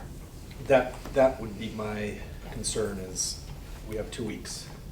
You know, you'd say, well, we have time, but we don't really have time. Right, we don't have time that way. But, Are there any retired deans floating around in our Well, that's- community? Well, and so I'm gonna say Yeah, my well- opinion now, because I'm for posting for, and I guess, I'm not sure about the interim or. I just threw that out just. for I know, and so consideration. that part, unfortunately, because I feel like,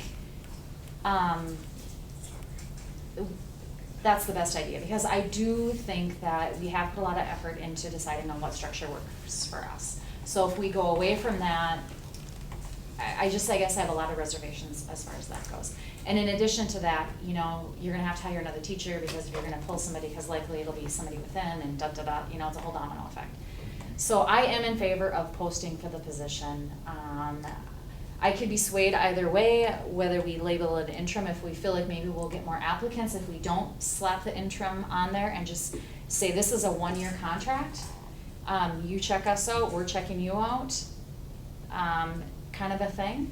And yeah, post it until filled, I would suggest doing that. And then, you know, maybe we need to schedule a meeting right now, a special meeting to, if we need to have some follow-up meeting or something. But that's my thought is, you know, we do it, don't put a date on it, maybe leave the interim off, and if there's phone calls or inquiries, we say, you know, it's likely a 1-year contract. So that's my thought, because I do think that that would be the most consistency for our kids. There's a lot of administration things that need to happen in the next couple weeks. The teachers come, you know, in a week and a half for, you know, workshop and things. And so I do think the least amount of impact on kids is gonna be the current teachers that we have to keep them in their classrooms. We already have one position, teaching position now that's open, that, you know, we have to fill. So we have to fill a gym teaching position. So, that post also has to come out, so. And an interview and. And an interview and things like that, so that's my opinion. When we were short-staffed at that time in history, we had Chris Hoffman, I forget what the term is called, but he did extra hours to help with the principal. It was a short term, do you remember what that's called? Yes, it's called. We didn't want to do that all the time, but with It wasn't overload, we called it something else. But more or less. It was additional duties and assigned additional duties. I'm not favoring that either. I'd But rather would that have be us- in, could we do something like that for the interim until we hired? I think we need to sit down and figure out a priority list and say, this is gonna light on fire, this has to be done, this can wait 2 months. And we have to trust as a board that our, you know, administrators have already done that probably. And figured it out and said, I can put this off for 6 weeks. Yeah, it's a pain, but I literally don't have to look at this for 6 weeks. So unfortunately, when you have, you know, when stuff is smoldering, you have to make a plan. And so I feel like, and this puts a lot of pressure on our administrators, sit down and make a plan that this is where we're at. And I want, you know I realize we're under some pressure for time, but I also want to make sure that we're thoughtful. And we put it out there and give the opportunity for the right candidate to find us and for us to find the right candidate. Absolutely. Because I don't want to shoot from the hip on this and realize, you know what, we shouldn't have done that. And so I think we have our processes, as we've all said. Let's work our processes and allow them to unfold, because we've put a lot of time and effort into those things. And a lot of public input. Yeah. And this has proven that this format works in this district for us. Our administrative structure, we've all agreed that we feel like this is a good fit. So the one thing about, it's not gonna come back. Sorry. Yeah, It was no, in USB. I agree. I mean, this is a moment in time. The kids are resilient, the administrators are professional, and we'll figure it out, you know, we'll triage the situation, and we'll talk to the students, and we'll say, this is kind of what we're working with, and they can understand, you know, to some degree. you know, certainly at different levels as their age allows, but, you know, it's like we're kind of all in this together, just like you gotta take the good with the bad, and I think that we can get through it and just have to be sort of measured in our approach, and like, it'll be okay. And this isn't the last time that we're gonna have to deal with this. And I Don't say that. Well, Okay, okay. Yeah. I think the students are always our number one priority, but we also have to consider the staff that we have, and I don't wanna see staff members put in a position where they're inadvertently forced to crash and burn in a community that's not very forgiving. So I would like to see the staff members that we have already, that we trust, our administration that we feel so good about, put in a position where they can do as well as they possibly can, so that we continue to have a good experience for everyone. Because that historical year you're talking about, we don't want a repeat of that. But what we have going into this, which we did not have then, we have a very positive, cooperative atmosphere in this district. We've had more than a year of, we didn't have trust. It takes one small incident, though, from Absolutely. our community to change that trust. But beyond completely. the greater community, we're talking about the school community, and the school community is so healthy, my understanding, from what it was, that I think we have a lot more in our favor than we did then, because they are working together as a team and they do feel supported, so I hope, anyway. What I hear, I mean, it's not like it was, and it's much But- better because of Dr. DeWitt being here. And if we have a teacher who feels like they're going over the edge, I hope that they feel safe enough to say, I just can't. But Without- it is, as a staff member, it's a scary and curious experience to be like, okay, well, what's happening now? Dr. DeWitt, good luck to you, but your timing's not amazing for us. You know, Well, but it and was- so the faculty just found out yesterday too, and that's very, So let's remember what our Overwhelming role for is. that. So let's remember what our role is. This is what we need to do, and what is gonna provide the most support to staff and students is for us to make a decision and make a directive to our administrators. Okay. So that's why I'm bringing this back, because we need to send Dr. Crandall off with a clear directive of what we want. So what is the clear directive of what we want? Well, I think we all said we wanted this structure. Yeah. So if we want that structure, the structure that we Yep. currently have, or currently had until 2 minutes ago. Until September when summer- 1st. Right. So if that's the structure we want. Yep. And we've all 5 of us have said it tonight. That's our first. so our question number 2 is interim or 1-year contract is what we're. And why do we, I don't think why we- do we We put don't have that to on worry about there? that at this moment. That- Okay, Right just now, post we it need to until post it. filled. Post until But filled. we definitely need to have that, and that may be, as board chair mentioned, that we have a special board meeting, and that could be our topic. Okay. And that could be, part of the topic would be, what is the interviewing structure gonna look like? What will the job offer look like, being a 1-year contract scenario she just mentioned? And then the second directive I think I would like to see is, what do we need to do as the 2 administrators that are gonna be here at the start of the school year? What do we need to do to make sure that it works as well as it can for what we have? And that is, I don't know what it is. You know, that's what we're giving them. What do we need? Do we need extra help? Do you need a And that's what I'll part-time person? discuss that with Mark, or. You know, hall monitor. I don't know. Right. Was your recommendation, how are we posting this? Assistant, Principal, principal, just plain principal, got it. PK-12. Okay, PK-12. Okay. Any other? I have a Question? question. If we're posting PK-12 principal and applicants come in and we start to have a different feeling of the situation, we can offer something different than we post, can't we? Or no? I don't know. What are you thinking? Like, I'm just, maybe we're not feeling, once you see what somebody like right now we have Dr. DeWitt So- who specializes in So elementary. the answer and is yes Mr. and no. Dorr does high school, so. So I would and say no. what we would have to do ethically is, we asked for people to apply for a particular position, in this case a principal. And we went through, and after discussion, we kind of went, we like this candidate, we don't think they're ready to be the principal. And I'm just gonna use we'd like to put Mr. Dorr in as principal, appoint him as principal, and have this person as the assistant. I'm just throwing that out. Yeah, well, I don't know mean, if that's you're what I'm about thinking that. pending our candidate. What we could do is say, we're not gonna hire any of these candidates. And then I call up candidate and say, hey, we know we're not offering this, what we would like to do is offer you this. Are you interested? So that's why it's a yes and no.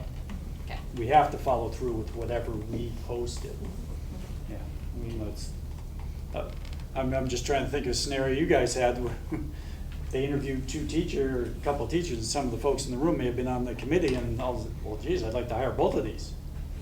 But we could only hire one, so we ended up with the one, and then we knew we had some other positions open, and then called that individual and said, hey, are you interested in this? We do have this position. We'd love to have you as a teacher on our staff. And I know that had taken place this past spring. So Okay, you got what you need? I think so, definitely, yeah. Great. Mr. Dorr and I will need to Great. talk. Okay, so right now, we are, need to have a motion to adjourn to closed session for superintendent evaluation for Minnesota statute 13D.05 subdivision 3. I'll make a motion to adjourn. I'll second. To For- go to into go into closed special session. session. Go into Closed session. Seconded by Jansen. All those in favor, please say aye. Aye. And we're doing this, how about we take a 5-minute break, and then we'll go into closed session at 7:07. All right. Thank you.